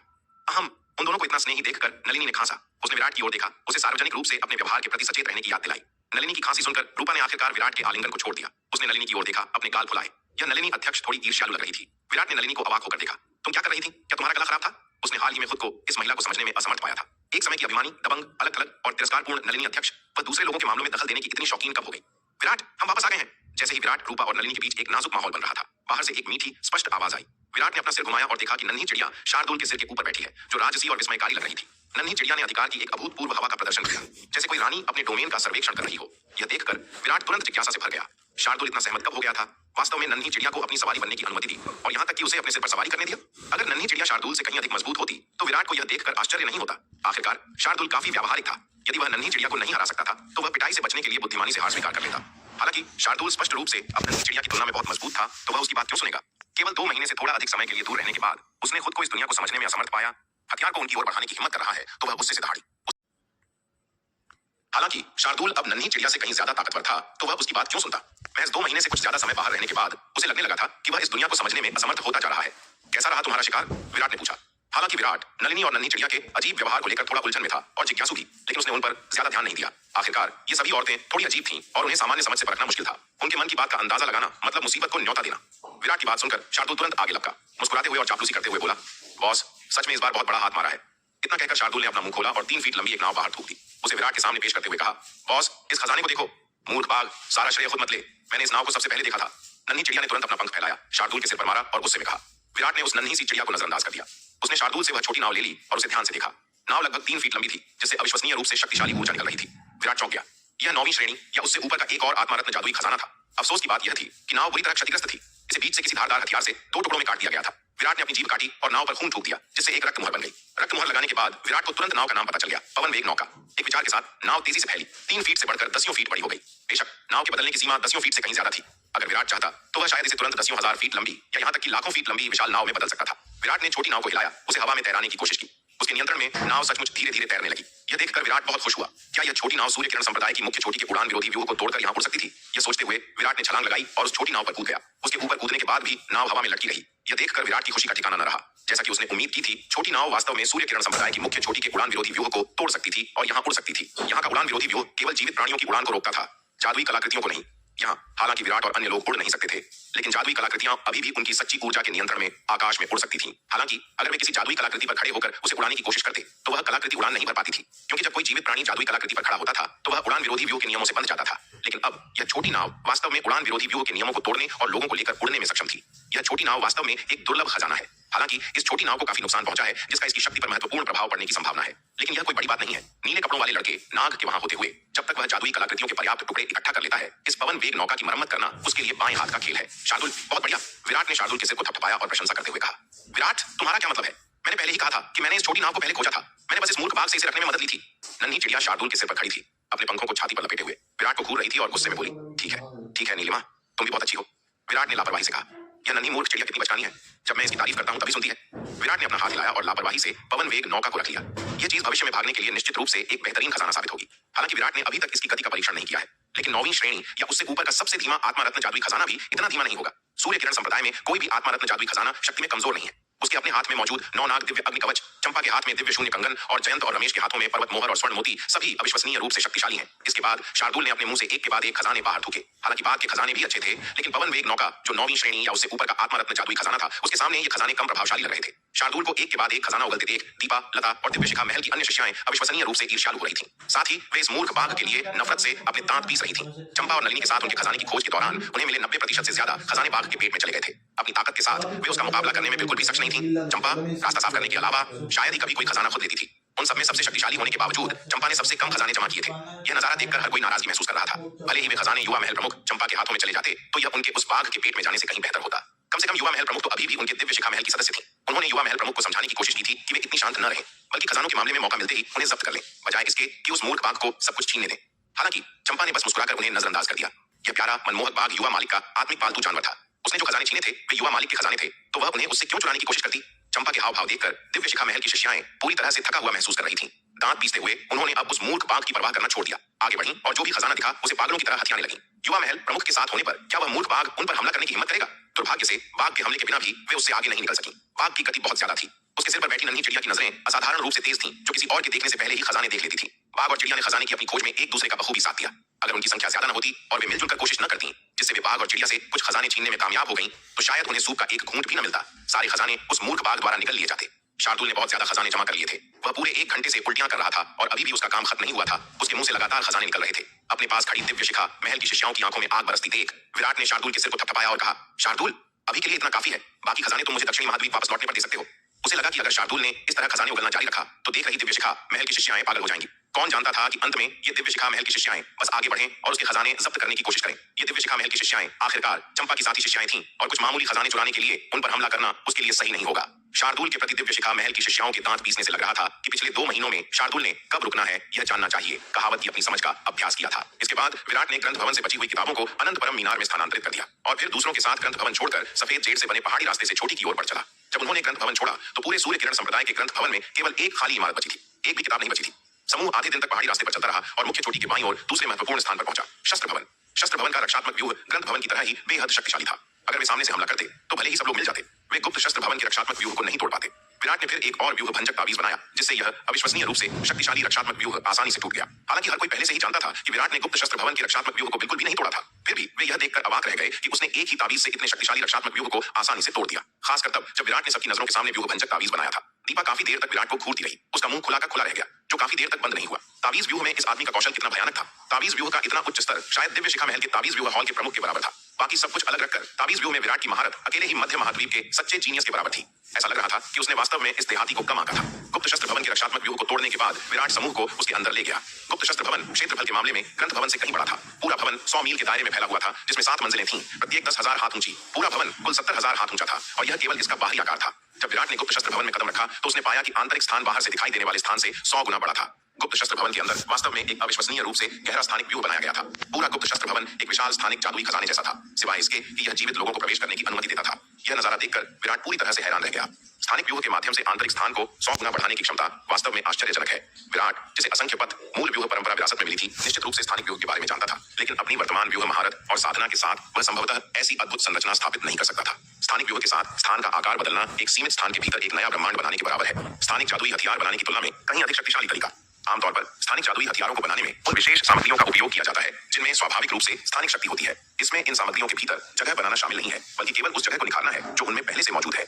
इसकी कठिनाई सीमित स्थान से सीधे और भी बड़ा स्थान बनाने के लिए स्थानिक व्यूह स्थापित करने की तुलना में नगण्य है। कुछ अविश्वसनीय रूप से शक्तिशाली व्यक्ति एक छोटे से कमरे के भीतर एक छोटी दुनिया भी बना सकते हैं। बाहर से यह केवल एक छोटा कमरा दिखाई देता था, लेकिन अंदर जाने पर इसमें एक विशाल अनकही लघु दुनिया दिखाई देती थी। अस्तित्व के असंख्य लोगों में कुछ छिपे हुए स्वर्ग असाधारण क्षमताओं वाले शक्तिशाली प्राणियों द्वारा अविश्वसनीय दैवीय शक्तियों के माध्यम से बनाए गए थे। बेशक कुछ स्वर्ग प्राकृतिक रूप से स्वर्ग और पृथ्वी द्वारा ही बनाए गए थे। हालांकि इस गुप्त भवन में स्थानिक व्यूह एक कमरे के भीतर एक लघु दुनिया नहीं बना सकता था, लेकिन स्थान को 100 गुना बढ़ाने की इसकी क्षमता अभी भी उल्लेखनीय थी।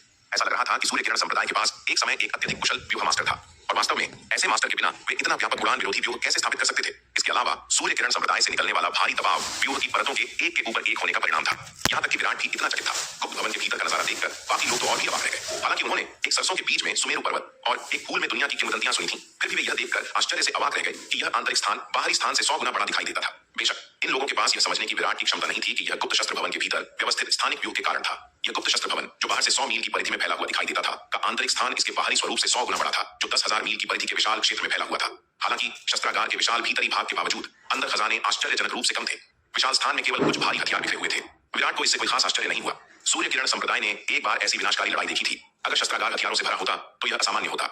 सूर्य किरण संप्रदाय के खंडहरों पर कदम रखने के बाद से उन्होंने करोड़ों मील की यात्रा की थी। रास्ते में अनगिनत हथियारों के टुकड़े मिले थे। बाहरी क्षेत्रों में और युद्ध भवन की चोटी को पार करके मुख्य क्षेत्र में जाने के बाद भी विराट भूल गया था कि उसने सूर्य किरण संप्रदाय के खंडहरों में और कितनी जगह हथियारों के टुकड़े इकट्ठे किए थे। अगर उनका ढेर लगा दिया जाए तो वे निश्चित रूप से 1 लाख हाथ ऊंचे पहाड़ से भी बड़े होंगे। हालांकि शस्त्रागार में बचे हुए हथियार संख्या में कम थे, लेकिन हर एक असाधारण रूप से कीमती था। ये हथियार आकार में भिन्न थे। यहाँ तक कि युद्ध के सबसे छोटे हथियार भी हजारों फीट ऊंचे थे, आकार में विशाल। बड़े वाले दसियों हजार फीट तक पहुंचते थे। कोई आश्चर्य नहीं कि इस शस्त्रागार को जगह को 100 गुना बढ़ाने के लिए एक स्थानिक व्यूह की आवश्यकता थी। इसके बिना इन हथियारों के विशाल आकार को देखते हुए शस्त्रागार शायद बहुत से हथियार नहीं रख पाता।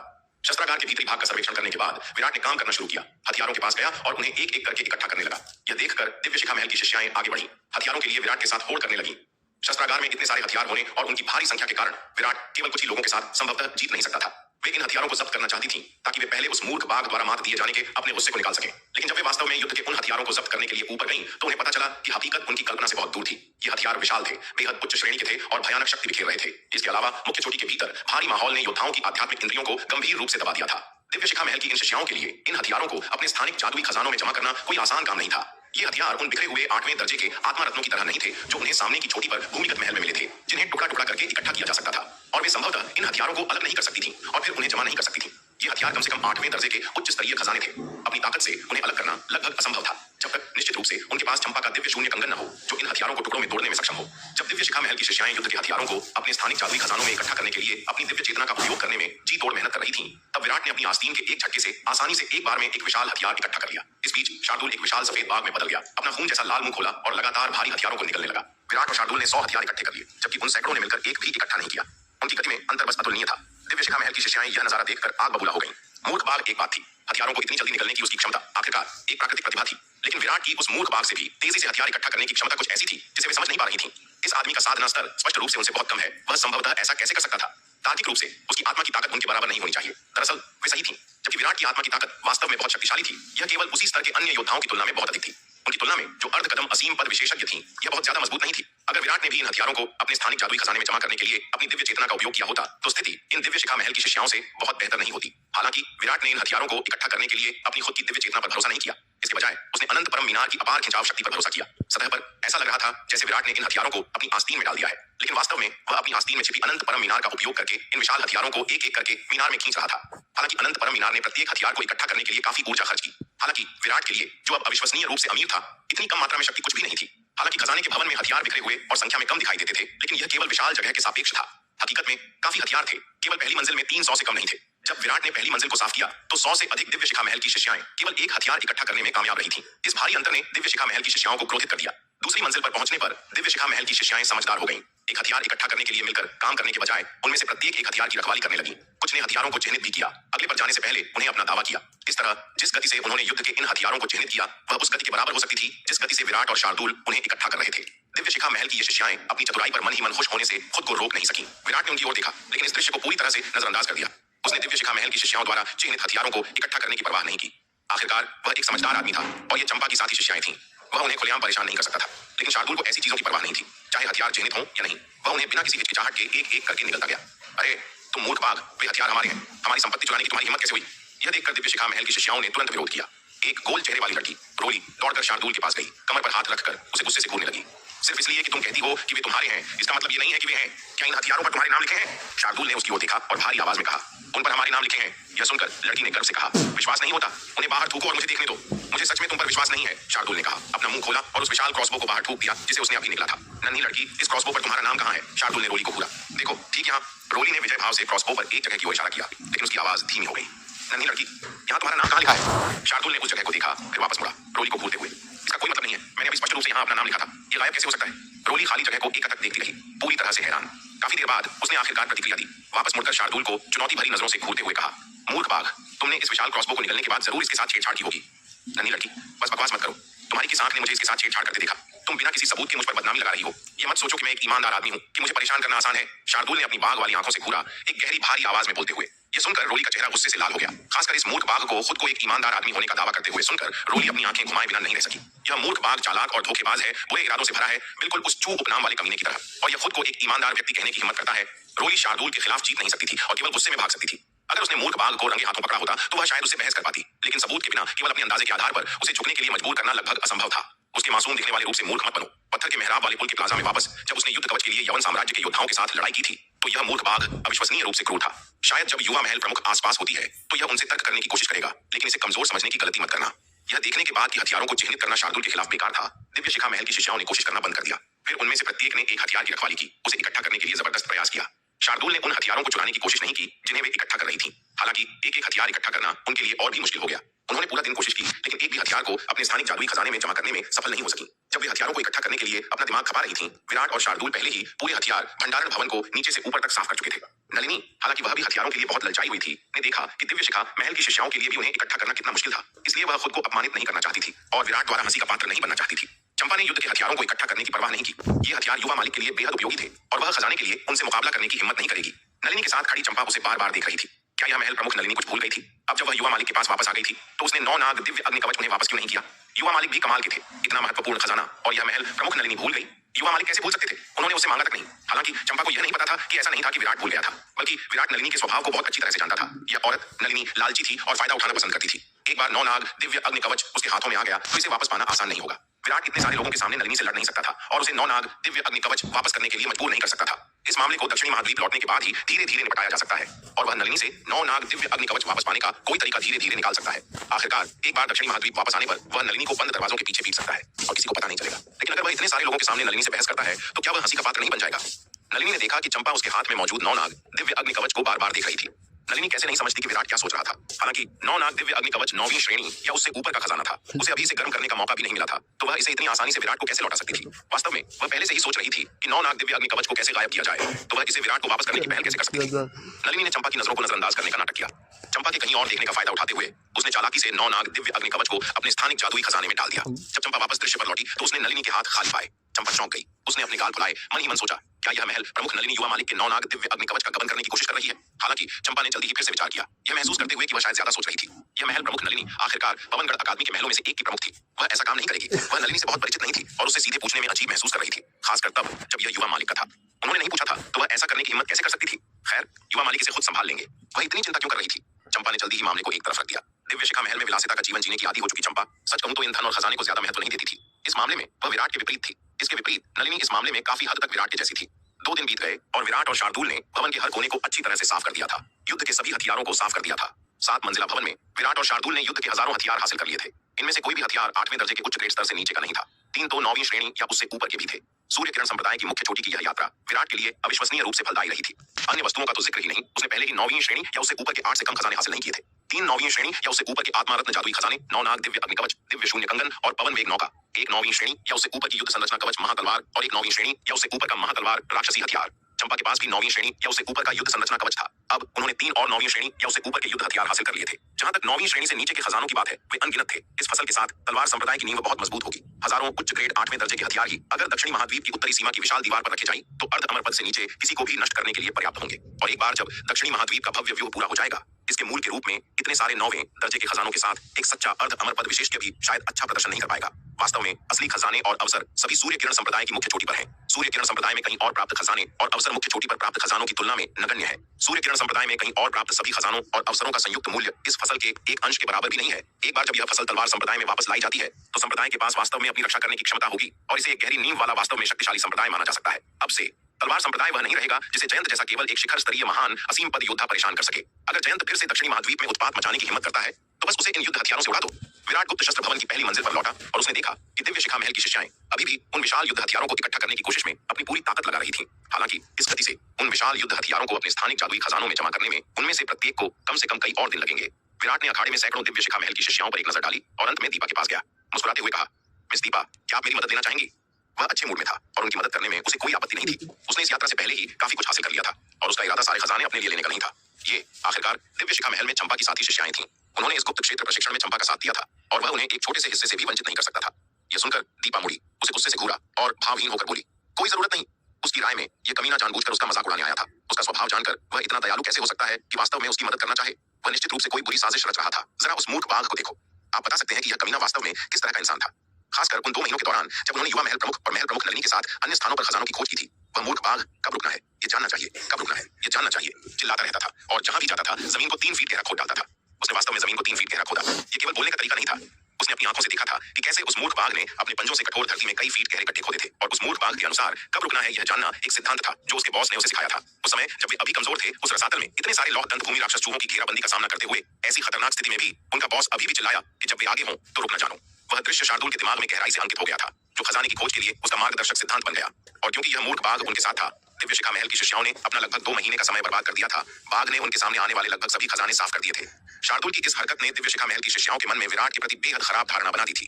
इस आदमी में कुछ कौशल हो सकता है लेकिन उसका चरित्र वास्तव में भयानक था। अच्छे चरित्र वाला व्यक्ति ऐसे मूर्ख बाघ को कैसे पाल सकता है। दीपा का रवैया देखकर विराट दंग रह गया। उसने दयालुता से मदद करनी चाहिए थी लेकिन यह औरत बदले में उसे यह तेवर दिखा रही थी। वह वास्तव में नहीं जानती थी कि उसके लिए क्या अच्छा है। विराट तुरंत नाराज हो गया। छोड़ो, वैसे भी यह औरत मेरे खिलाफ पूर्वाग्रह रखती है। मैं ऐसी बिना दिमाग वाली बुढ़िया के साथ माथापच्ची नहीं कर सकता। विराट मुड़ा और चला गया। वह लता के पास गया और मुस्कुराते हुए पूछा, मिस लता, क्या आपको कोई मदद चाहिए? लता ने उसकी ओर देखा और भावहीन होकर कहा, कोई जरूरत नहीं। विराट को झटका लगा। यह औरत भी ऐसी कैसे हो सकती है? लेकिन इसके बारे में सोचकर इस औरत का दीपा के साथ अच्छा रिश्ता लग रहा था तो वह शायद उसी थाली की चली बची थी, दोनों बिना दिमाग की। इसलिए विराट अगली दिव्य शिखा महल की शिष्या के पास गया और पूछा कि क्या उन्हें मदद की जरूरत है। लेकिन उसे मिला जवाब दीपा और लता जैसा ही था। यह देखकर विराट हैरान रह गया। क्या वह वास्तव में इतना अविश्वसनीय दिखता था? मुझे विश्वास नहीं होता। दिव्य शिखा महल में सैकड़ों शिष्याएं हैं। निश्चित रूप से हर कोई मेरे बारे में ऐसा नहीं सोचता। मैं आखिरकार युवा मालिक का बेटा हूँ। न मानते हुए विराट ने दिव्य शिखा महल की 1 दर्जन से अधिक शिष्याओं से सवाल किया लेकिन उसे मिली प्रतिक्रियाएं दीपा जैसी ही थीं। बेशक उनका रवैया दीपा जितना कठोर नहीं था, उनका इनकार बहुत अधिक विनम्र था।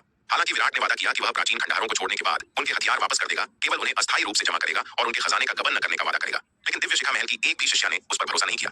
वे उस मूर्ख बाघ का आदर्श वाक्य नहीं भूली थी, कब रुकना है यह जानो। वे संभवतः एक ऐसे बूढ़े आदमी पर कैसे भरोसा कर सकती थी जो ऐसा लगता था कि वह जानता है कि कब रुकना है, जबकि उसने अपना केक भी ले लिया और उसे खा भी लिया और उसे अपने खजाने सौंप दें। एक बार वे खजाने उसके हाथों में आ गए तो यह कुत्ते को मांस का बन फेंकने जैसा होगा। हमेशा के लिए गया। आसपास पूछने के बाद विराट काफी निराश था। क्या वह वास्तव में इतना बुरा दिखता था? दिव्य शिखा महल की इतनी सारी शिष्याएं, एक ने भी उस पर भरोसा नहीं किया। इन दिव्य शिखा महल की शिष्याओं की परख इतनी खराब कैसे हो सकती है? खैर, वे सब अज्ञानी औरतों का झुंड है। मैं उनसे बहस करने की जहमत नहीं उठा सकता। नलिनी ने उदास विराट की ओर देखा। उसके होठों पर एक ठंडी हे खेल रही थी। तुम्हारी प्रतिष्ठा विराट इन दिव्य शिखा महल की शिष्याओं के बीच पहले से ही बदनाम है। तुम्हें लगता है कि वे अपने खजाने तुम्हें सौंपेंगी? सपने देखते रहो। जब तुम आगे हो तब रुक ना जानो। विराट ने सोचा, ये गूंजता हुआ नाम कम से कम दिव्य शिखा महल की शिष्याओं के बीच पहले से ही अच्छी तरह से स्थापित था। बेशक वह मूर्ख बाघ विराट को ऐसी प्रतिष्ठा दिलाने में सफलता के लिए बहुत अधिक श्रेय का हकदार था। हालांकि नलिनी जानती थी कि विराट लगातार दीवारों से क्यों टकरा रहा था और दिव्य शिखा महल की शिष्याओं द्वारा अपमानित हो रहा था। उसका उसे बेनकाब करने का कोई इरादा नहीं था। वह विराट को असफल होते देखकर खुश थी। अम्मा, यह उस मूर्ख बाघ के प्रति तुम्हारी आसक्ति का परिणाम है। नलिनी ने विराट को अनगिनत बार संकेत दिया था, खुले तौर पर और सूक्ष्म रूप से, दोनों तरह से, कि उसे उस मूर्ख बाघ को सबक सिखाना चाहिए और अपना गुस्सा निकालना चाहिए। लेकिन विराट ने उसके सभी संकेतों को नजरअंदाज कर दिया और उस मूर्ख बाघ का पक्ष लेने पर अड़ा रहा। अब विराट ने आखिरकार वही काटा जो उसने बोया था। यह सोचकर नलिनी मन ही मन खुश हुए बिना नहीं रह सकी। चूंकि दिव्य शिखा महल की शिष्याओं को उसकी मदद की जरूरत नहीं थी, विराट दखल देने के लिए बहुत आलसी था। वह एक तरफ गया, बैठने की जगह ढूंढी और पत्थर के मेहराब वाले पुल के सिर पर इकट्ठा किए गए कठपुतली योद्धाओं का अध्ययन करने लगा। ये कठपुतली योद्धा उसकी ताकत बढ़ाने का सबसे तेज तरीका थे। एक बार जब वह उन्हें परिष्कृत कर लेगा तो उसके पास तुरंत बड़ी संख्या में शक्तिशाली अर्ध अमर पद के लड़ाके होंगे। तावीज व्यूह में विराट की वर्तमान महारत के साथ उसने आसानी से इन कठपुतली योद्धाओं के संचालन सिद्धांत को समझ लिया और उनका मूल पाया। विराट की दिव्य चेतना एक कठपुतली योद्धा के मूल में प्रवेश कर गई, उसे परिष्कृत करने लगी। कठपुतली योद्धा मुख्य रूप से उनके मूल द्वारा नियंत्रित होते हैं। मूल को परिष्कृत करने का अनिवार्य रूप से मतलब है कठपुतली को परिष्कृत करना और नियंत्रण प्राप्त करना। दुर्भाग्य से मूल बेहद उच्च श्रेणी का था। विराट के वर्तमान साधना स्तर के साथ भी इसे परिष्कृत करना, यहाँ तक कि सबसे सरल विधि के साथ भी, अविश्वसनीय रूप से कठिन था। जबकि उसकी दिव्य आत्मा की शक्ति दुर्जेय थी, यह केवल एक सामान्य अर्ध अमर पद योद्धा के बराबर थी। उनकी तुलना में, अर्ध अमर पद विशेषज्ञों की तुलना में यह बहुत ज्यादा मजबूत नहीं थी। कोई दूसरा विकल्प न होने पर विराट को कठपुतली योद्धा को वापस अनंत परम मीनार के दूसरे स्तर में फेंकना पड़ा, जिससे उसका स्वर्ण नाग अवतार उसे परिष्कृत कर सके। स्वर्ण नाग अवतार के अविश्वसनीय रूप से शक्तिशाली भौतिक शरीर द्वारा पोषित, जो अर्ध अमर पद पर एक अस्तित्व है और लगातार अनंत परम मीनार के दूसरे स्तर की घनी तारों की रोशनी में डूबा हुआ है। साथ ही प्राचीन आभा की भारी मात्रा के शोधन के साथ उसका दूसरा आत्मा टुकड़ा मूल आत्मा से अनगिनत गुना अधिक शक्तिशाली है। उसके दूसरे आत्मा टुकड़े की वर्तमान ताकत अब एक अंतिम चरण के महान असीम पद विशेषज्ञ के अनंत रूप से करीब है। स्वर्ण नाग अवतार के साथ इस कठपुतली हथियार को परिष्कृत करना विराट के मुख्य शरीर के साथ इसे परिष्कृत करने से कहीं आसान है। इसके अलावा अनंत परम मीनार के दूसरे स्तर के भीतर समय 10 गुना तेज हो जाता है और अविश्वसनीय रूप से घनी तारों की रोशनी शोधन प्रक्रिया को और बढ़ाती है। इसके अलावा मूल शरीर और स्वर्ण नाग अवतार के दूसरे आत्मा टुकड़े का मूल और सार एक ही है। दूसरे आत्मा टुकड़े और मूल शरीर के बीच कोई अंतर नहीं है। दूसरे आत्मा टुकड़े ने कठपुतली हथियार को परिष्कृत किया, जो विराट के मुख्य शरीर द्वारा इसे परिष्कृत करने के बराबर था, क्योंकि दोनों के बीच आत्मा की छाप समान थी। अनंत परम मीनार के दूसरे स्तर में 1 महीना बीत चुका था, जो बाहरी दुनिया में 3 दिनों के बराबर था। स्वर्ण नाग अवतार ने पहले ही एक कठपुतली हथियार को परिष्कृत कर लिया था। इसके अलावा यह शोधन एक सरल मामूली प्रक्रिया नहीं थी, बल्कि एक पूर्ण और गहन प्रक्रिया थी। स्वर्ण नाग अवतार द्वारा कठपुतली हथियार को पूरी तरह से परिष्कृत करने के बाद विराट ने इसे प्राप्त किया और उन रून्स को फिर से जोड़ा जो पहले इसके संचालन को बाधित करते थे। इस प्रकार एक अर्ध अमर पद कल्टीवेटर की युद्ध शक्ति वाला एक कठपुतली हथियार पूरी तरह से विराट के नियंत्रण में था। विराट ने कठपुतली हथियार की बारीकी से जांच की, इसकी फटी हुई स्थिति और गंभीर शक्ति हानि को देखा। उसने अपनी ठुड्डी को सहलाया, विचारों में खो गया। इस कठपुतली योद्धा की वर्तमान स्थिति को देखते हुए यह अनुमान लगाया जाता है कि यह मुश्किल से एक अर्ध अमर पद कल्टीवेटर की ताकत को उजागर कर सकता है। संभावना है कि यह एक शिखर महान असीम पद कल्टीवेटर को टक्कर देने के लिए भी पर्याप्त मजबूत नहीं होगा। अधिक से अधिक एक अंतिम चरण का महान असीम पद योद्धा। यहाँ तक कि चंपा भी आसानी से इस कठपुतली योद्धा को हरा सकती थी, और वह भी दिव्य शून्य कंगन का उपयोग किए बिना। विराट ने अपने पास खड़े नीले कपड़ों वाले बेकार लड़के नाग की ओर देखा और तुरंत उसे अपनी आवाज प्रेषित की, नाग वापस जाओ और इस कठपुतली योद्धा की मरम्मत करो। वह वर्तमान में बहुत अमीर था, न केवल खजानों की अधिकता थी, बल्कि शार्दूल के कब रुकना है यह जानो सिद्धांत के तहत जादुई कलाकृतियों और युद्ध हथियारों के टुकड़ों का पहाड़ भी था। एक अर्ध अमर पद कठपुतली योद्धा की मरम्मत करना कोई समस्या नहीं थी। ये सुनकर नीले कपड़ों वाले लड़के ने तुरंत अपना होंठ सिकोड़ लिया। हे भगवान, उसे फिर से मजदूर के रूप में इस्तेमाल किया जाने वाला था। हालांकि इस आदमी द्वारा हाल ही में उसे प्रदान की गई प्राचीन ऊर्जा की बड़ी मात्रा को देखते हुए नीले कपड़ों वाले लड़के ने मना नहीं किया। वह तलवार की रोशनी में बदल गया और अनंत परम मीनार के दूसरे स्तर पर लौट आया। पर्याप्त सामग्री के साथ नीले कपड़ों वाला लड़का बहुत तेजी से चला। एक दिन से भी कम समय में फटे हुए कठपुतली हथियार की पूरी तरह से मरम्मत कर दी। यह देखकर विराट कुछ हैरान हुआ, इतना तेज इस आदमी ने कितनी ताकत वापस पाई है। विराट मन ही मन बड़बड़ाया, लेकिन दुर्भाग्य से नीले कपड़ों वाला लड़का अपनी ताकत बहुत अच्छी तरह से छिपा रहा था। अगर वह कुछ नहीं कहता तो अपनी अंतर्दृष्टि की आंख के साथ भी वह इस आदमी की असली ताकत को नहीं देख सकता था। लेकिन इस आदमी के हाथों में एक अर्ध अमर पद कठपुतली हथियार की इतनी आसानी से मरम्मत करते हुए विराट ने अनुमान लगाया कि इस आदमी की वर्तमान ताकत निश्चित रूप से कम नहीं थी। उसने अनुमान लगाया कि जयंत जैसा एक शिखर महान असीम पद योद्धा भी अब उससे एक भी तलवार का भार नहीं झेल पाएगा। दुर्भाग्य से यह आदमी आसानी से कोई चाल नहीं चल सकता था, अन्यथा अपने हाथ में नाग पाताल तलवार के साथ वह दुनिया में स्वतंत्र रूप से घूम सकता था। विराट को इसकी परवाह नहीं थी। उसने इस अर्ध अमर पद कठपुतली योद्धा की शक्ति को फिर से भरने के लिए बड़ी संख्या में 8वें दर्जे के आत्मरत्न निकाले। अर्ध अमर पद के इस कठपुतली योद्धा ने अपनी शक्ति के स्रोत को पूरी तरह से भरने से पहले पूरे 10 करोड़ रैंक 8 आत्मरत्नों की ऊर्जा को अवशोषित कर लिया। विराट ने कठपुतली योद्धा की शक्ति को उस तरह से नहीं भरा जैसे वह नौनाग दिव्य अग्नि कवच जैसे 9वीं श्रेणी के खजाने की भरता था, जिसमें एक बार में केवल थोड़ी मात्रा जोड़ने की हिम्मत होती थी। ऐसा इसलिए था क्योंकि नौनाग दिव्य अग्नि कवच एक अत्यंत शक्तिशाली 9वीं श्रेणी का खजाना था। अत्यधिक पुनःपूर्ति से आसानी से नियंत्रण हो सकता था। अपनी वर्तमान ताकत के साथ वह अधिकतम 50 लाख रैंक 8 आत्मरत्नों की ऊर्जा के विस्फोट को ही नियंत्रित कर सकता था। इससे अधिक को सटीक रूप से नियंत्रित करना मुश्किल होगा। एक बार जब ऐसा खजाना नियंत्रण से बाहर हो जाता तो यह आसानी से प्रतिक्रिया को ट्रिगर कर सकता था। लेकिन यह अर्ध अमर पद कठपुतली योद्धा अलग था। इसकी सबसे मजबूत युद्ध शक्ति केवल अर्ध अमर पद स्तर पर थी। यह कितना नियंत्रण से बाहर हो सकता था? दूसरे शब्दों में, भले ही यह कठपुतली योद्धा अपनी पूरी शक्ति उजागर करे, एक विस्फोट में जली हुई ऊर्जा अधिक से अधिक लगभग 50 से 60 लाख रैंक 8 आत्मरत्नों की होगी। भले ही वह चाहता कि यह शक्ति का एक मजबूत विस्फोट उजागर करे, यह बस नहीं कर सकता था। जब तक कि यह अपने मूल कोर पर आत्मविनाश नहीं करता, यह उस सारी शक्ति को एक पल में जारी कर सकता है जिसे उसने अवशोषित किया है। यह एक योद्धा द्वारा अपनी शक्ति का उपयोग करने के सिद्धांत के समान है। हालांकि एक योद्धा की संचित शक्ति बहुत मजबूत होती है, लेकिन इसे एक बार में उजागर करना मुश्किल है। गुप्त तकनीकों का उपयोग करके एक बार में भारी मात्रा में शक्ति भी जारी की जा सकती है, जिससे किसी की ताकत थोड़े समय में कई गुना बढ़ जाती है। हालांकि यह भी उस सारी शक्ति को एक बार में जारी नहीं कर सकता जो किसी ने संचित की है। यदि कोई अपनी सारी शक्ति एक बार में जारी करता तो योद्धा इसे झेल नहीं पाता और उसका भौतिक शरीर भारी बल के तहत ढह जाता। एक योद्धा के लिए अपनी सारी शक्ति तुरंत जारी करने का एकमात्र तरीका आत्मविनाश है। विराट ने पहले ही एक अर्ध अमर पद कठपुतली हथियार को पूरी तरह से परिष्कृत कर लिया था और इसकी पूरी तरह से मरम्मत कर दी थी, जबकि दिव्य शिखा महल की शिष्याएं अभी भी वहां थीं, युद्ध के हथियारों को इकट्ठा करने के लिए अपनी पूरी ताकत लगा रही थीं। यह देखकर चंपा मदद करना चाहती थी, लेकिन उसे युवा मालिक को नाराज करने की चिंता थी। थोड़ी झिझक के बाद उसने अंततः खड़े होकर देखने का फैसला किया। चंपा थोड़ी नाराजगी महसूस किए बिना नहीं रह सकी। ये सीनियर बहनें वास्तव में कुछ थीं। युवा मालिक ने उनकी मदद करने की पेशकश की थी, फिर भी वे कृतज्ञ थीं और उनकी दयालुता को अस्वीकार कर दिया। अब वे इस अजीब गतिरोध में थीं जिसे वे खुद लाई थीं। विराट ने स्थिति को देखा और फिर उन्हें नजरअंदाज कर दिया। दूसरे अर्ध अमर पद कठपुतली योद्धा को परिष्कृत करना जारी रखा, लेकिन दूसरे अर्ध अमर पद कठपुतली योद्धा को परिष्कृत करने के बाद भी दिव्य शिखा महल की शिष्याएं अभी भी युद्ध के हथियार इकट्ठा कर रही थीं। यह देखकर विराट अवाक रह गया। ऐसा लग रहा था कि उसने इन औरतों को बहुत ज्यादा आंक लिया था। उसने सोचा था कि उन्हें अपने स्थानिक जादुई खजानों में युद्ध के हथियारों को जमा करने में अधिक से अधिक 5 या 6 दिन लगेंगे। अनपेक्षित रूप से 7 या 8 दिन बीत चुके हैं और वे अभी भी सफल नहीं हुई हैं। ऐसा लगता है कि उनके पास अपने दम पर युद्ध के इन हथियारों को सफलतापूर्वक इकट्ठा करने का कोई मौका नहीं है। लेकिन दिव्य शिखा महल की ये शिष्याएं अविश्वसनीय रूप से जिद्दी हैं। अभी भी वे उससे भीख मांगने नहीं आई हैं। विराट थोड़ा परेशान महसूस कर रहा था। इस बिंदु पर क्या वास्तव में एक तुच्छ मामले पर खुद को इतना शर्मिंदा करना उचित था? विराट अब और बर्दाश्त नहीं कर सका। वह अपने पास खड़ी चंपा की ओर मुड़ा और बोला, चंपा, जाओ उनकी मदद करो, जल्दी से उन युद्ध हथियारों को इकट्ठा करो। इस गति से इसमें कितना समय लगेगा? जी, युवा मालिक। चंपा विराट का निर्देश पाकर तुरंत राहत की सांस लेते हुए दौड़ पड़ी। दरअसल वह काफी देर से मदद करना चाहती थी। ये आखिरकार दिव्य शिखा महल से उसकी साथी शिष्याएं थीं और उन्हें इस हालत में देखना उसके लिए बेहद दुखद था। हालांकि वह विराट की भावनाओं के बारे में भी चिंतित थी। डर थी कि उसकी मदद उसे नाराज कर देगी। उसके दिल में युवा मालिक हमेशा पहले आते थे। यहाँ तक कि दिव्य शिखा महल से उसकी साथी शिष्याएं भी उसके दिल में उनके महत्व की तुलना नहीं कर सकती थीं। लेकिन चूंकि युवा मालिक ने कहा था, इसलिए अब उसे कोई खास चिंता नहीं थी। चंपा के हर्षित चेहरे को देखते हुए वह अपना सिर हिलाए बिना नहीं रह सका। ये छोटी लड़की अभी भी हमेशा की तरह नरम दिल थी। इस व्यक्तित्व के साथ उसे साधना की क्रूर दुनिया में शायद बहुत नुकसान उठाना पड़ेगा। चंपा की मदद से दिव्य शिखा महल की शिष्याओं ने जल्दी ही हथियार रख दिए। उन्हें कब रुकना है ये जानने वाले विराट पर भरोसा नहीं था, लेकिन उन्हें अपने युवा मालिक पर कोई संदेह नहीं था। चंपा की दयालुता दिव्य शिखा महल में प्रसिद्ध थी और वे उसे खजाने सौंपने के बारे में बहुत आश्वस्त थीं।